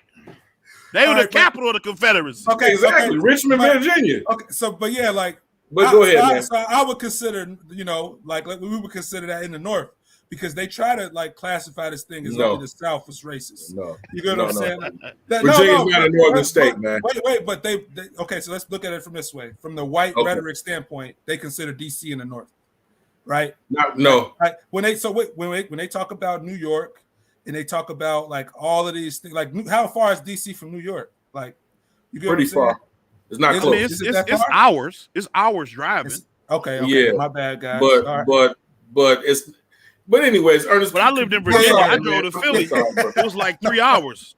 All right, no worries on that. But if you zoom out, Darville, if you zoom out, don't get them in Virginia nothing, bro. They the South, bro. Yeah, that's the South. Hey, them niggas from DC wouldn't consider them from the South. So I give you that. The niggas from DC, they don't know the no niggas better. from Baltimore, they don't consider themselves from the South, the East Coast. And that's the point I'm making. Like, that's true. All right, but that's because they don't want to recognize. No, nigga, this was the heart of the fucking Confederacy. The Mason-Dixon line is the border between Pennsylvania and Maryland. That's the Mason-Dixon line. The reason Maryland is shaped like that is because of the Mason-Dixon line. Gotcha. But I'm telling you, living in Georgia, my opinion of the white people in Virginia versus Georgia, and I live right in Alexandria, right outside DC. The white people in Virginia, they make you want to kill them, bro. And I don't mean that like I'm just an angry guy, but like they look at you like you're not supposed to be here. They look at you like when you driving, they look at you like, how are you on our roads? Right. Where in Georgia, it's different. Yeah. So with those maps, though, the point that was going to be made go ahead, man. From an economic standpoint, right? We moved and branched across the U.S. as citizens at this point, and ultimately, what happened to our people is that at the same time we were making this great migration, at the same time we were experiencing influx of white supremacy, terrorism in the South, and in the states that we would consider the capitals of the South, right? Like so you saying Virginia and Maryland, etc. Those were immigrant people coming into the country, harming black people and forcing them out of their homes to go somewhere else. That's what that was. Yeah, These came here for an opportunity and said, "I see it, and I know the rules regarding these people, and they don't get the chance to be better than me, so I can step on them." And that goes back to the summer, the Red Summer, right? Mm-hmm. That happened in 1919. That was 3 years before freaking Tulsa, Oklahoma. It happened in Chicago. It happened in many, in Indiana. Like there was a resurgence of the Klan in the 1920s, the 19-teens and the 1920s. There was a resurgence of the Klan. Indiana, Michigan, these northern Midwestern states were huge, and who are the most of the white people that make up these populations are of immigrant backing. I mean the Polish, you know what I'm saying, German. Mm-hmm. I mean when World War II started with the Germans, the second largest ethnic group in the country were German. You know what I mean? Yep. When you go out to like the states like North Dakota and freaking Minnesota. And you know what I'm saying? They're Scandinavian, Norwegian, from Finland and all. That's why they have those weird freaking, accents and so on and so forth. Hey, you know what I mean? Most of this country, most of the whites in this country are immigrants. You know what I'm saying? It's very few native English. I heard it's about 80% representation. Yeah, right? it's huge, man. I mean, even to this day, the largest ethnic white group. The largest ethnic group in this country are still Germanic people. Till freaking 2021, that still is the case. You know what I'm saying? So yeah, they merged into being, like in that series. What was it? Them? Do you guys get to watch that on Amazon Prime? No. Oh, okay. Well, the main boogeyman in the movie was a Dutch colony. Right, a Dutch colony that was settled in California had, so some free black people had left like Washington, because remember in Washington, the territory or what have you excluded out all free blacks or blacks in that territory. So they were fleeing discrimination from up there, and they made their way in California, right? Okay. And so this Dutch colony, you know what I mean, headed by this, this Dutch priest or Dutch preacher initially took them in, but something happened that maybe, he got in, the devil got to him or something like that. That's the way they kind of portray it. He ends up looking at the two black people that he initially, came to help, because like their wagon had broken down. And so they had came into the colony, into the colony or whatever, into the town looking for help. And he was like, "Oh, you're foreigners. We got, the Bible teaches us to, treat the traveler correct, nicely and everything." But then he started getting these premonitions that all of a sudden these black people, you know what I'm saying, were demons. You know what I'm saying? So then he started treating them bad, and they kill them, and so on and so forth. Fast forward later on in this, actually that was actually a backstory or what have you. But in essence, his ghost was haunting freaking Compton. You know what I'm saying? Like East Compton, at one point in time, East Compton was a lily white suburb, and so you guys got to go check out the series or what happened. But nonetheless, right? It was, to go back to it, it was these immigrant Dutch, you know what I'm saying? White people were, also got in on black hate. They were just here. You know what I'm saying? Mm-hmm. This, I don't know if it was 1840, 1850s. I can't remember that particular time, if it was during prior to the Civil War or just after the Civil War. I don't know. But that was the backstory to like why there was these hauntings happening at this particular house that these black people had moved into in the 1950s. Their house was being haunted. And it was because the haunting was coming from this priest. Yeah, spoiler freaking alert. Yeah, too bad. You know what I'm saying? That's a part of it. You know what I'm saying? Darvell, if you open up that other article, migrantpolicy.org, it got the most frequently asked questions. I just want to show not this website. Right. I know. Well, just keep in mind with this website, if the viewers go through it, all of the maps in here will show you like the black poverty data and the differences of the inequities between these counties and stuff like that in the South. And that just goes to show you that, when these immigrant groups came in and they seized power, they ultimately disadvantaged and disenfranchised black folks, just like the original immigrants that came here. So that's the message with that. But if you scroll down in this, we're just going to scroll down till you see, keep going. I'll tell you when it's stopped. There's just a language portion here. Make sure you guys check out migrantpolicy.org. It has a lot of good, useful information. Yeah, man, this is what's up. All right, so right here, right? So scroll up. Scroll up. Yep. So languages spoken at home other than English, ages 5 and older, 2019. So, out of the 60 million people here that can speak languages outside of English, 41 million are Spanish, 3 million are Chinese, et cetera, et cetera. We could get this. Yeah. What were you going to say? Tagalog, Filipinos. Yeah. So now if you scroll down some more, Darvell, right? Scroll down some more. Yeah, right there. So these are languages, most spoken language outside of English and Spanish. Oh, in the States. Right. So check out Pennsylvania. when you look at this, what this is telling you is that when these countries become more developed nations, there won't be a need for the Black American worker who's only skilled to one language, which is English. Everyone's going to want a bilingual worker, and the Chinese are set up well in all of the states for when China becomes a developed nation. The Vietnamese, all of these folks. And I just ask again, how does this benefit Black Americans? Right. Hey, set up your reverse call center, right? Your reverse call center. No, man. Whoa. Wait a minute. What did you just say? The views and opinions expressed in this segment of the Freedmen's Collective do not necessarily represent all of the members of the Freedmen's Collective. The views and opinions expressed in this segment of the Freedmen's Collective broadcast do not necessarily represent all those members of the Freedmen's Collective. Thank you. But what I was going to say, I just wanted to break this down. So first, it's Daniel O'Connell is his name. It was the Irish guy that Frederick Douglass met. Second, the reason you want me to tell you why the language is Hmong Vietnamese.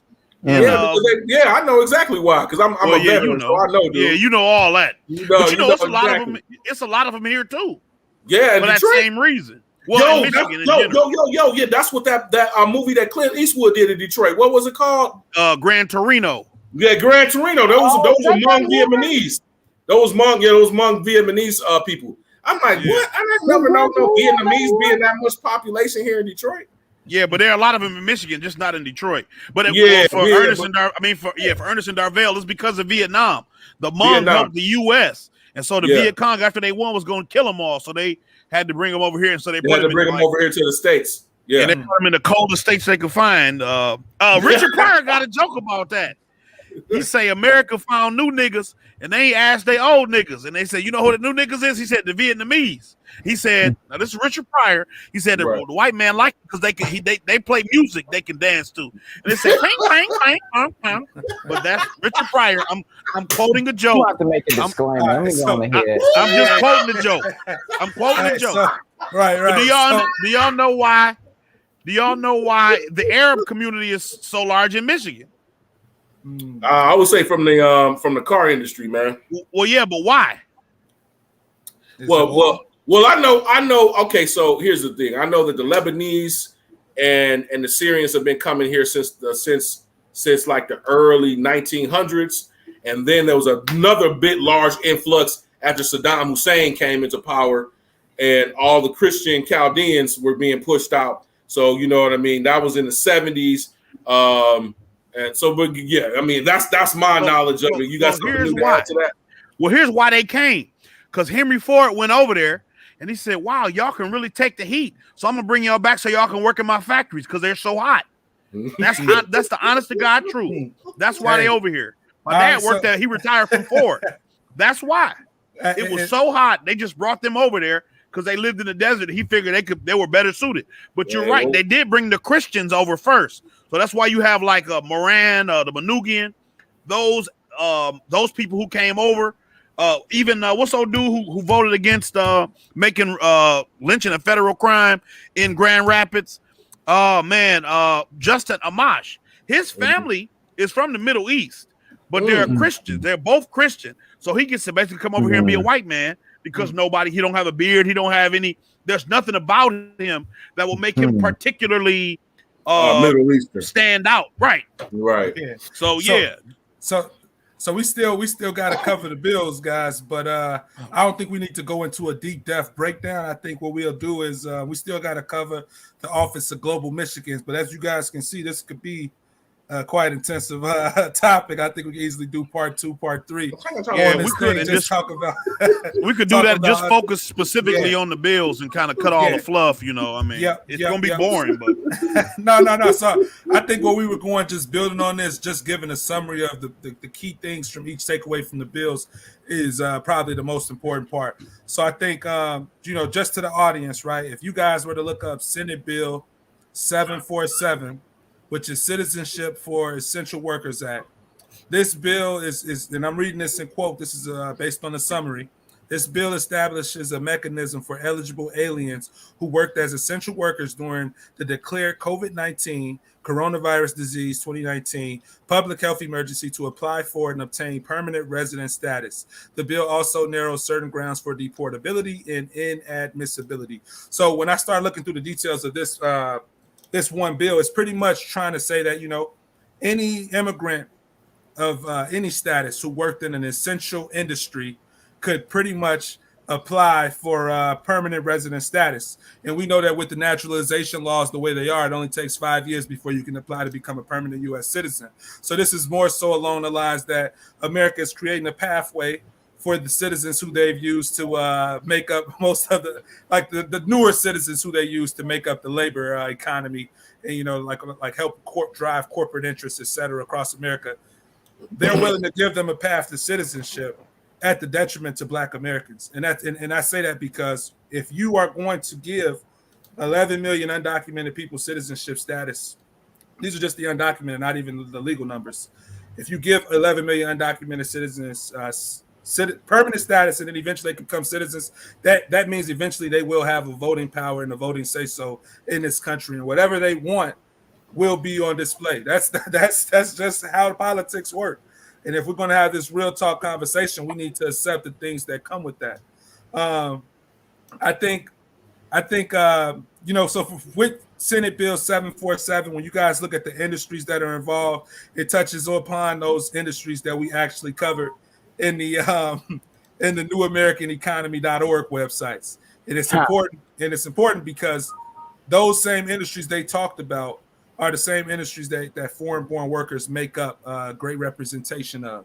And so I feel like, for me personally, just going through that bill, it definitely gives them a great pathway to citizenship. But that's not the only thing that the American government is doing for the immigrants, right? So there's another bill that was introduced called HR 572, which is the National Office of New Americans.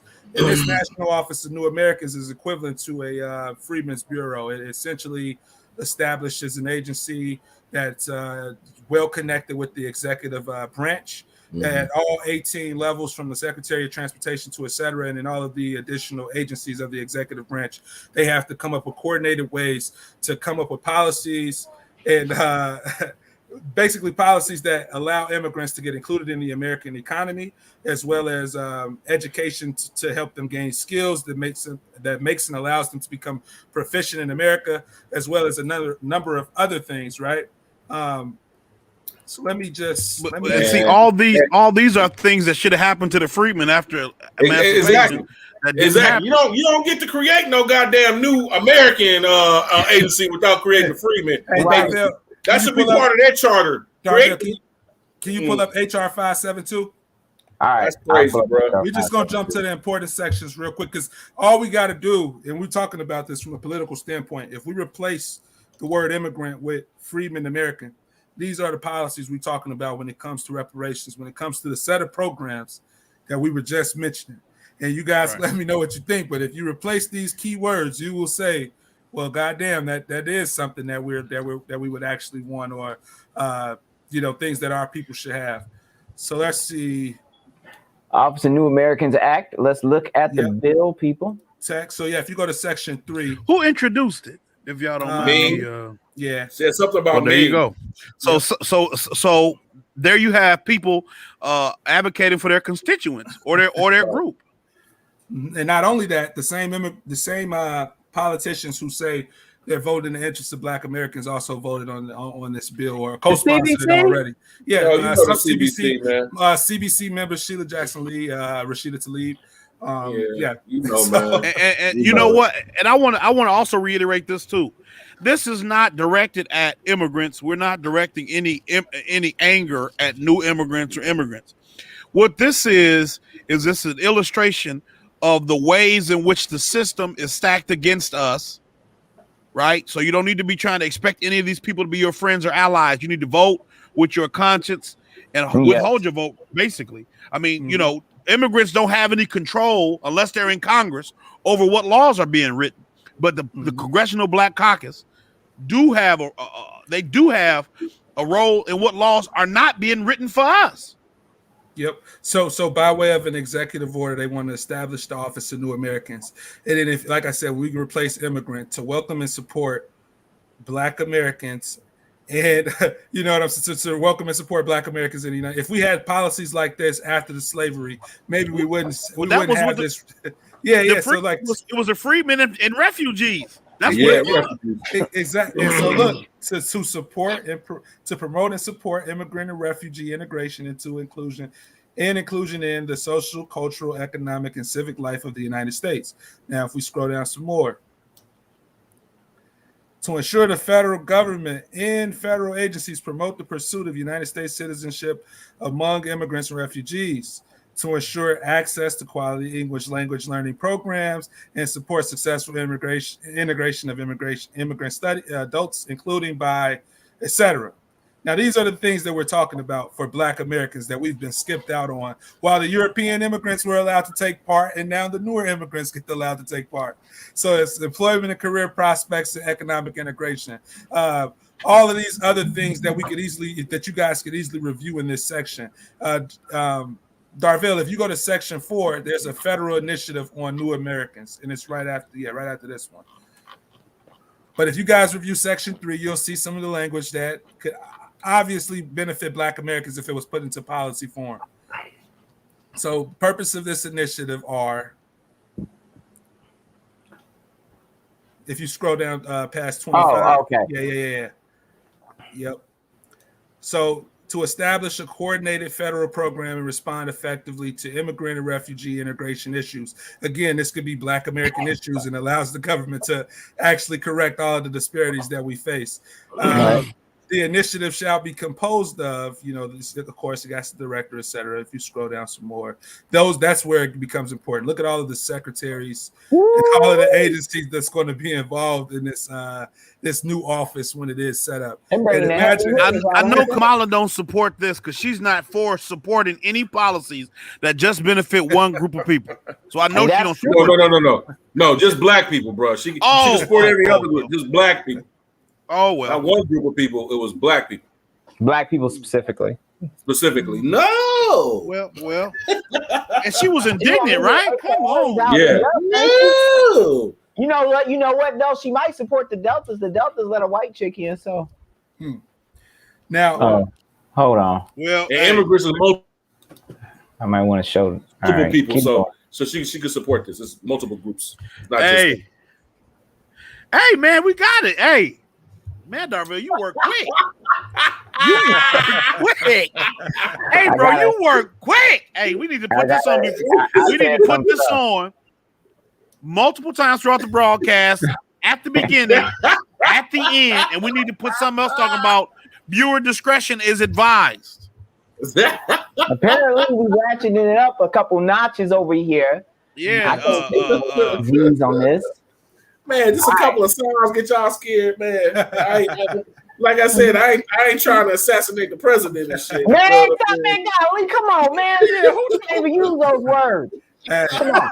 Right. So bringing us back home, guys. So we got Senate Bill 747, which is the Citizenship for Essential Workers Act, which allows essential workers to gain permanent residency status and then eventually citizenship. Then you got HR 572, which is the establishment of the Office of New Americans, which is equivalent to the Freedmen's Bureau, which gives them economic access, as well as inside of that 572 bill, there was language that said every 2 years we'll review the policies in place at a state, national, and local level and make recommendations to the presidency as well as the members of this task force to create more equity for immigrants and refugees going forward in the future. Hey, so if this get a vote before HR 40 get a vote, dog, the same I'm gonna start a riot. Same co-sponsors already co-sponsors.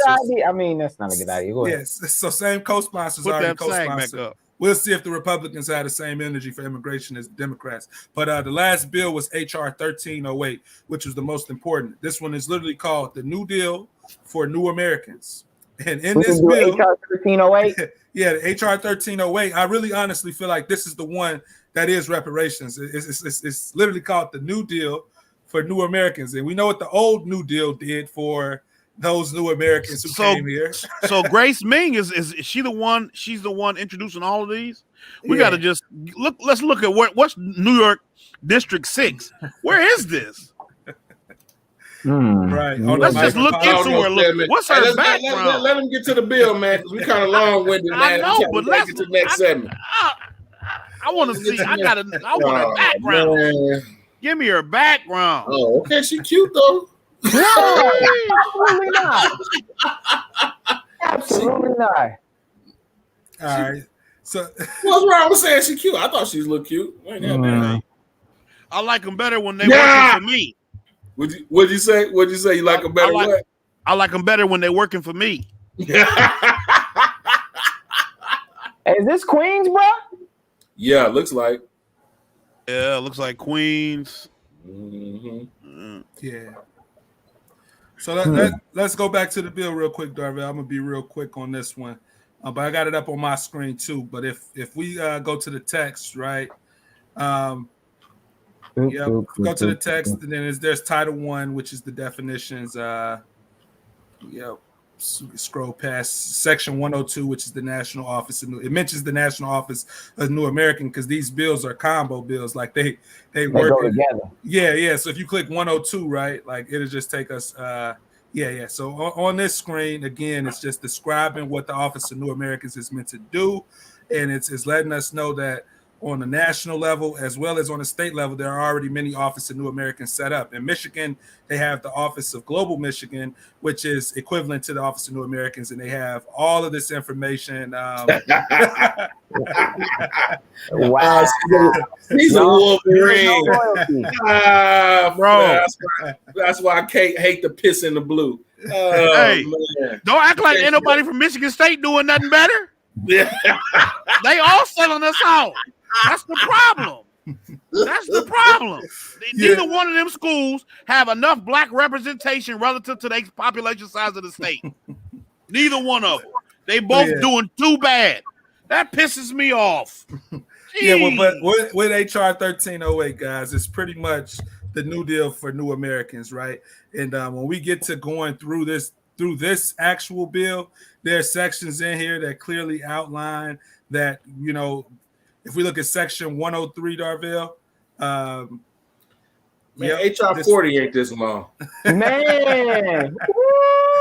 So again, this is to welcome and support new immigrants. Again, it has the membership. They're going straight to the mud. Look at coordinated response, which is slightly below this section. When you go to all this right there, so scroll down right there. All this said to me is we should just sit this duplicate bill and do a word search change. Exactly. And put immigrant and submit this bitch. That's exactly the game plan of the reparationists. We want to just replace. We ain't telling them to stop doing it. We saying we want this replacement. Now, English language learning, we don't need that, but we know we need adult education and workforce training. We know we need occupational licensure. We know we need early learning. We know we need early childhood. I lived in Atlanta, bro. We know we need elementary, secondary, post-secondary education. We know we need health care. We don't need naturalization. We need we don't need naturalization. No, we need legal assistance and legal services. Man, we shouldn't even need legal assistance. They need to wipe the board clean of all the convictions, the trials, all of that shit. Man, you ain't gonna do that. They ain't gonna do that on the. They can do it on the federal level, not state level. Scroll down just a little bit more past duties of liaison. Just scroll down past duties. Yo, man, hey, Ernest, dog, you've been doing some work, bro. Hey, we just gotta do it right here. Look. Not later than 1 year after the date on which this initiative becomes fully operational, every 2 years, the director shall submit to Congress a report that includes the findings from the consultation process, all of this good information about opportunities for immigrants, how we can integrate them further, assessments of the effects. Who we got in contact? Killer Jackson Lee? No, who got in contact, bro? Hey, Rashida Tlaib. Look, you got the black seat and Brenda Lawrence. Before your seat go up, you need to introduce this bill. Hey, we're gonna have to call her, bro. Straight up, man. They got just like change the word. Yup. For all of these. This is what we're trying to tell people. It's not like this is hard to do. They want to make it like it's some abstract shit. They're already doing this. What are they trying to give us for HR 40? This ain't hard to do. A study. It ain't hard to figure this shit out. Now, how you going to implement it? Man. And what we going to do? And how we going to? Because what about, man, do the same shit y'all doing. For us. Wow. Who signed on a couple months ago? Oh, girl. We're going to have to go to her office, dog. We're going to have to go to her office as a group of concerned citizens. What's his name? Ralph Nader says if you get 100 constituents in a room or a member of Congress got to show up, it might be 1,000. I'll look it up. We got to get her into a town hall, dog. This COVID shit is over with. We got to get her into a town hall because this got to be addressed. Because her district is Inkster, Western Detroit, River Rouge, Ecorse. You know what I'm saying? She got enough black areas. She needs to be dealing with this shit. Instead of signing on to some bullshit, Inkster look like fucking Vietnam. She want to bring people over from Vietnam, dog. She don't want to make a Vietnam. Inkster look like Vietnam already. Oh man. Hey, come on. Hey, no joke. It's a project called Little Saigon over there. I'm not playing. Little Saigon. And they've been calling it that my whole life. I'm 30. So, I mean, hey, Darville, to Stan's point and to the last point of this topic for me. You want me to show what you got? Yeah. If you share my screen, right? The problem that we're trying to say here is that there is a reparations case for U.S. freedmen. While the U.S. government's focused on immigration, this is the reality of U.S. freedmen in all of the states of the U.S. I only did a few states, but in Alabama, Black people, the freedmen, make up 54% of the the prison population, 53% of the homeless population, and we have a poverty rate of 24%, and that's despite only a 28% Black population in the state. Now we could keep going, but the message is similar across all of the states because of the history that we have in this country. Like in Georgia alone, 58% of this is based on 2010 data as well. So I'll throw that out there as a disclaimer. But with that being said, we have these disparities in the Black American community. And the only thing we see from the Democratic from our government is more posturing towards immigration and more things that will ultimately increase these disparities. Because if you're taking away the amount of employment that these groups of people can get, then they will surely continue to commit crime. 15% of the population and 61% of the homeless, and you telling me ain't something going on? In Chicago, there are 29.6% of the population and 79% of the homeless in Chicago. That doesn't make sense. That don't follow. So that don't track. Look at Louisiana. That's engineered failure. You know this. Look at what I'm saying. Look at Louisiana. You get what I'm saying? Bro, Illinois. Oh my God, Michigan. Bro. Here's your state of Michigan. What is Rashida Tlaib focused on? This don't track, bro. This don't track. You can't have 14% of the population making up 52% of the homeless. And of that 52%, of that total number, you probably got 60 to 70% of them Black men. In Detroit, make up 88% of the overall homeless population. And come on, dog. And you worried about the office of new immigrants? And I'm not saying that new immigrants don't need help. But like I've said before, if a person got a dog and they treat their dog like shit, you don't go and tell them adopt another dog. Even to that point, Stedman, I mean, this is like Darvell, you said, this is what did you call this? What type of failure? It's engineered. This is specifically been set up this way. That's why fully qualified to make that assessment. Talking like she don't know what's going on. She representing the Inkster, but when people calling her, asking her what the hell she doing, she talking about, I'm all for a study. I'm gonna study your ass out of office. Darvell is an engineer. He's fully qualified in all matters of engineering. He said this is engineer failure. Exactly. That is exactly what this is. This was constructed and executed with the precision, intention to drag us down to the bottom, keep us on the bottom, and then at the end of the day, just as all these fine gentlemen have put together and explained very clearly, they set this up so that when we want to pull up, they got somebody to pull down and sit on top of us. That's what this immigration thing is in the grand scheme of things. It is not for us. And we're talking today to make sure you understand from a Black social political movement standpoint. If you're trying to represent, push, or otherwise, champion something, do not make it immigration. That's not what we need right now. That is not the solution. That is not the move. And if you out here and you claim you in the movement for Black lives, you claim you in Black Lives Matter, you might be in Black Lives Matter because Black Lives Matter don't care about Black lives. Black Lives Matter care about everything else they can deconstruct the Black family into that is not for the construction and the transformative justice of the Black community. They're here for symbolism, paintings, money going to people we don't know, going into places folks can't trace. That's why they done lost chapters and people running around in circles. So I'm telling y'all who watch this today or later, if you're talking about immigration as any type of Black priority, if your mouth is running pro-immigration in the middle of our fight, whether it be for reparations, political justice, criminal justice, I don't care. If it has to do with the Black community, it has nothing to do with this immigration. You should not be supporting it. Don't bring it into the conversation. And again, let me reiterate. This is not saying that you shouldn't be, if you have an interest in immigrant justice or nothing. This is not saying that. What this is saying is you have to prioritize need. Okay? We have to prioritize our need because you can see they're trying to wipe us out. This is black, Black failure. Subsidizes the whole American system. The American dream is built on Black failure. Okay, you don't have 14% of the population making up 50% of the homeless, and shit's going right. Unless you're telling me Black people are fundamentally ill-equipped inherently to handle living on a fucking own. It don't happen. Ooh, that's a good one. That brings me to a new donkey of the day, but we ain't there yet. But Ernest, keep going. No. I think like we were saying with the data, right? That just shows us the position we're in. And to Stedman's point, the American government will continue to reprioritize what its politics look like based on the numbers of people representing this government or representing this nation. And so as more people get representation and we lose less value politically, then what we say won't matter. And that's just the truth. If you want to see the truth of that, look at California and look at the places where there used to be predominantly black neighborhoods, and you will now see a new group runs and determine how that place runs because they have the numbers to do so. That 6.5% black people that's living in the state, they don't have any say on the bilingual laws that are passed that helps other people skip above them when it comes to employment. They don't have none of that, despite being 10th generation Americans. That's the fact I want to drive home. 10th generation, 9th generation Americans.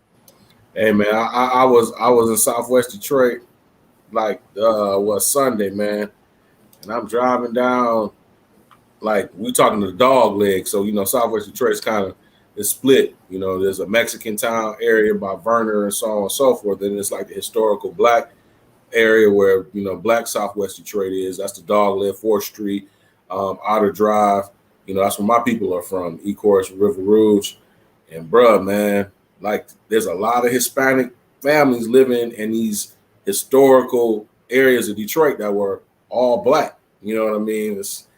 You see it happen, and I was like, damn, I mean, all these Hispanic people. Man, I don't know if they're Mexican, Guatemalan, whatever. Mm-hmm. I couldn't tell you that, but you know what I'm saying. It's happening, guys. Like for real, it's real deal. And then District 6 represents, and for the council, the city council's coming up on the election, and District 6 in the primary, it's a husband and wife team. That are leading, like that actually made the primary ballot. So the black lady that's running in that area, she has to be, she's trying to get people to vote for her on a right on, right? To try to get her on to talk on the show. Right. But one of the mods in the chat is breaking down that Ming that from New York. If you check out the comments in the chat, she breaks down where she's from, not where she's from, her father and some shady shit. But I mean, essentially, you're getting priced out of a country your ancestors built for free, bro. Yeah. That's what we're trying to tell you. In no uncertain terms, as plain as I can think to say it, you're getting priced out of a country your ancestors built for free and as of yet have not been compensated for. That's what's happening. Black wealth is trending towards $0. It's probably going to be here by 2030 or 35. It was projected at the 50s, but because of the pandemic, shit is going south quick. I might get a little animated from time to time, and I like to have fun, but this is serious. You're getting priced out of a country your ancestors built for fucking free.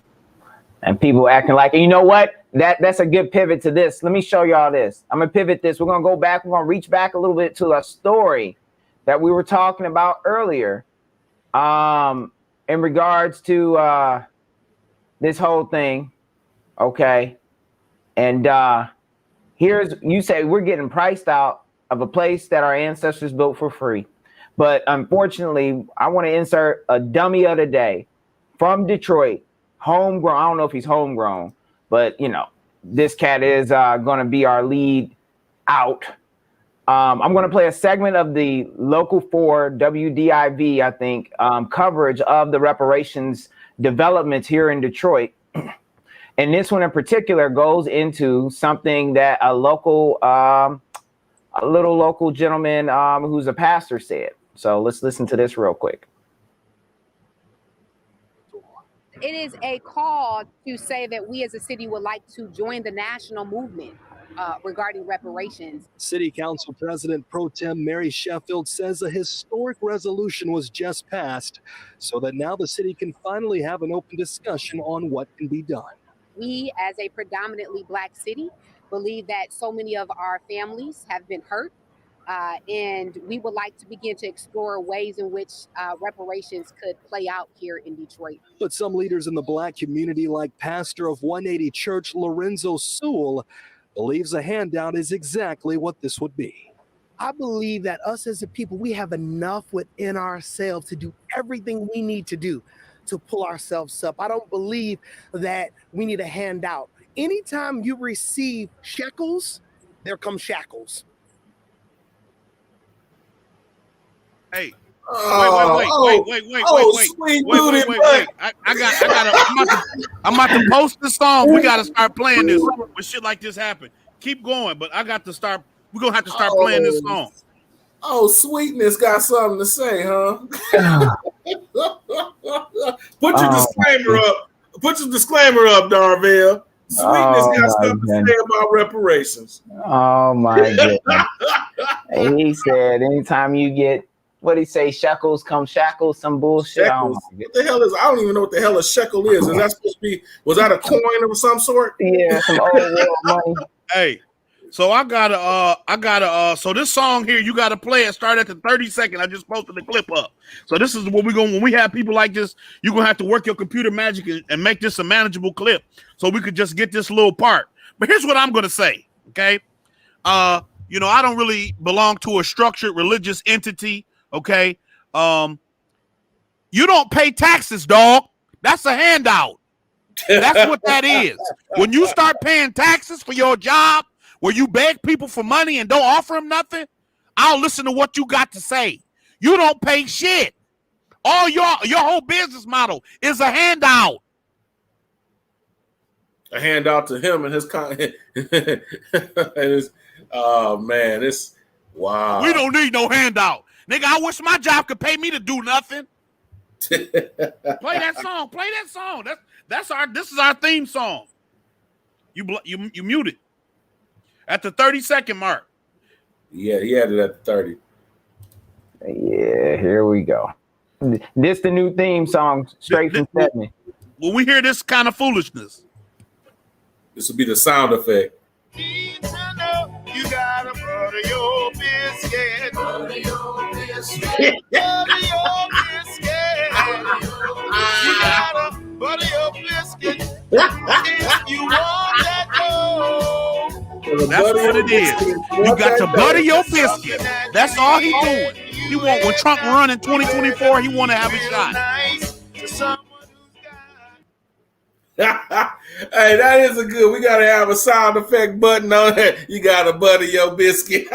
That's what that was. He want to make sure if Trump run in 2024, he go and pick him to be his spokesperson for the Negroes. He be his Negro whisperer. You notice he get a lot of clergymen too behind. You notice that? That's always we got is some clergymen. Trump got, you know. They don't want to pay no taxes, man.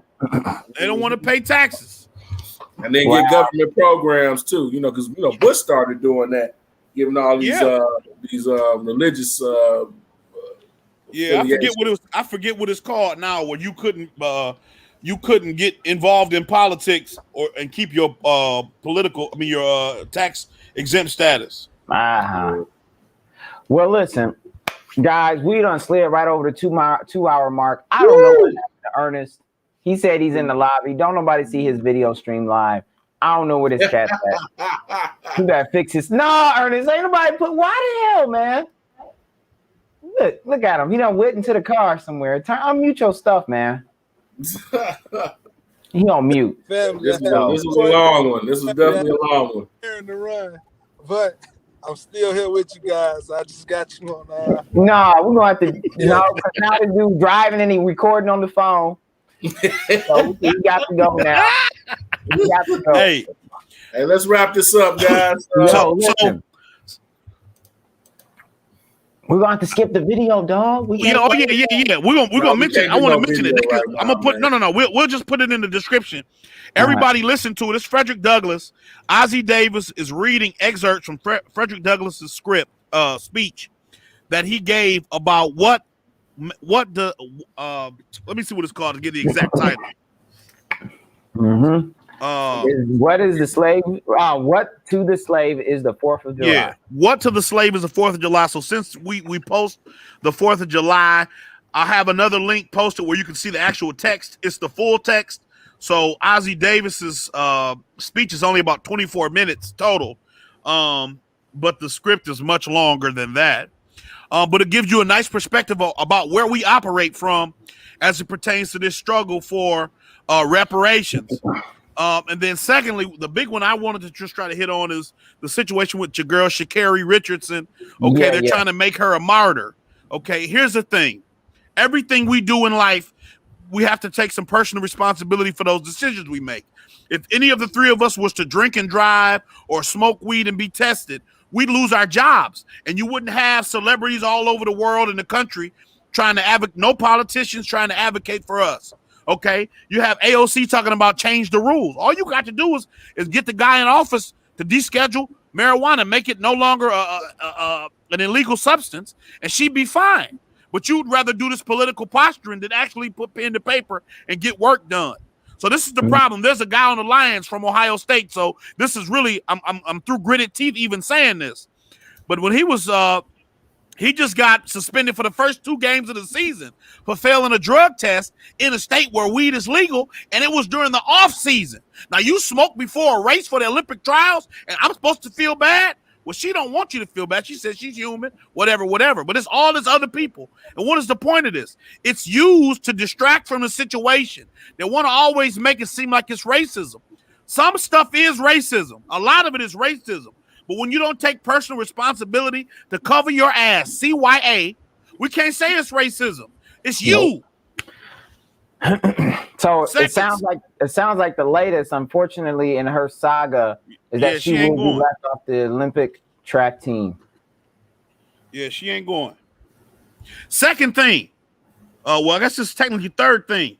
That cop in Ohio, so it's another Ohio story. So it's police and Ohio. So I really hate it double bad. They fired a cop for putting KKK on the back of the raincoat. Right. And again, this is the cop trying the mayor or whatever, because what this does is allows the mayor to say, see, look, I handled all this racism. We don't have any numbers on how many black people have been harassed in this city. But if you look at the video, what you can see is it appears the black officer and the black police or the white police chief have a relationship. My opinion about the video is the white officer had the KKK put on the pamphlet and laid it over top, because you see if you watch this video, you'll see he turns the raincoat over and he puts KKK over top of police. So what's that signifies like for the black officer, you were like in the Klan, because we all talked about how terrible the police is. So here this mayor gets to use the cover of, well, we have a zero tolerance policy or some other bullshit, but we don't actually know what happens in your town about how black people are left out and ostracized, right? We can see this and you can act like some good guy. This is bullshit. It's overblown and it's a distraction. That's what they want to do. They want to distract you. Look at this. He's laughing. This is a distraction. We don't know what kind of relationship they have. But if he's fine with it, I'm fine with it. Because this ain't going to make sure that I get reparations. This ain't going to bring George Floyd back or Dante Wright or I forget the girl's name in Louisville now, or Sandra Bland or Eric Garner or Philando Castile or John Crawford III, Breonna Taylor. It's not going to bring none of them back. Alton Sterling. You trying to feed us another, just like Biden did with this Juneteenth shit. You throwing a bone to the niggas. You're not giving me real meat and substance. You doing bullshit trinket shit, symbolism. I don't need that. Nope. So that is one of the 3 donkeys of the day. I'm sorry. We have a whole thing. My man's in them. Okay. Yeah, that was our man's in them. Don't take Charlamagne the God, because then we have Crumby Brown mad at us. Yeah, no, we're not like that. We're not helping that fool out. Guys, it's been a terrific show today. Really with some heavy stuff. We talked about what's going on in Detroit. Our boy Ernest led us down a really deep path with immigration. We had a resounding set of input, real good commentary from Adolph J. Rocky and Stedman. And then Stedman took us home with the ridiculousness that's going on across the country. Just before we go, guys, we're running and gunning. So, we got the new joint here. Make sure you understand these cats might say some stuff, but the Freedmen Collective is always here for you. And we're going to keep it clean enough that we're going to stay on YouTube the best we can. Thank you. Mm-hmm. And we're gonna have that little sound effect next. We're gonna have a new sound effect. Yeah, we need that. We need to have a couple of them. But yeah, man, I'm glad. Ernest really came through, dog. They working. We're gonna do a word search and replace, and we're gonna have this bitch submitted. And we're going to Collective. go see our girl, Rashida. Right. That's what we're going to have to do. I'm going to look up the details. But All we're right. going to have to go and call a meeting with her and Brenda Lawrence because her seat ain't going to be around much longer no way. So she might as well go hard or go home. Exactly, right? She going home, though. She is going home. That's terrible. You got last words, Stedman, and then Adolph? Just appreciate y'all being here, man. Letting me get a little bit off my chest. Letting me blow some steam. I appreciate you two fellas. Ernest too. He ain't here, but he'll hear this. I look forward to every other Tuesday being able to share these moments, this information, this conversation is very stimulating, and I appreciate y'all letting me be myself. Appreciate you. Adolph, Rocky. Hey, man. Enjoy, you guys. Thanks for, having me, man. Thanks for putting up with my antics as well. Love you guys, man. But as always, you can always end with, hey, we have no permanent friends. We have no permanent enemies, only permanent interests, man. Peace and reparations. Peace and reparations. I like it. Let's go. Peace.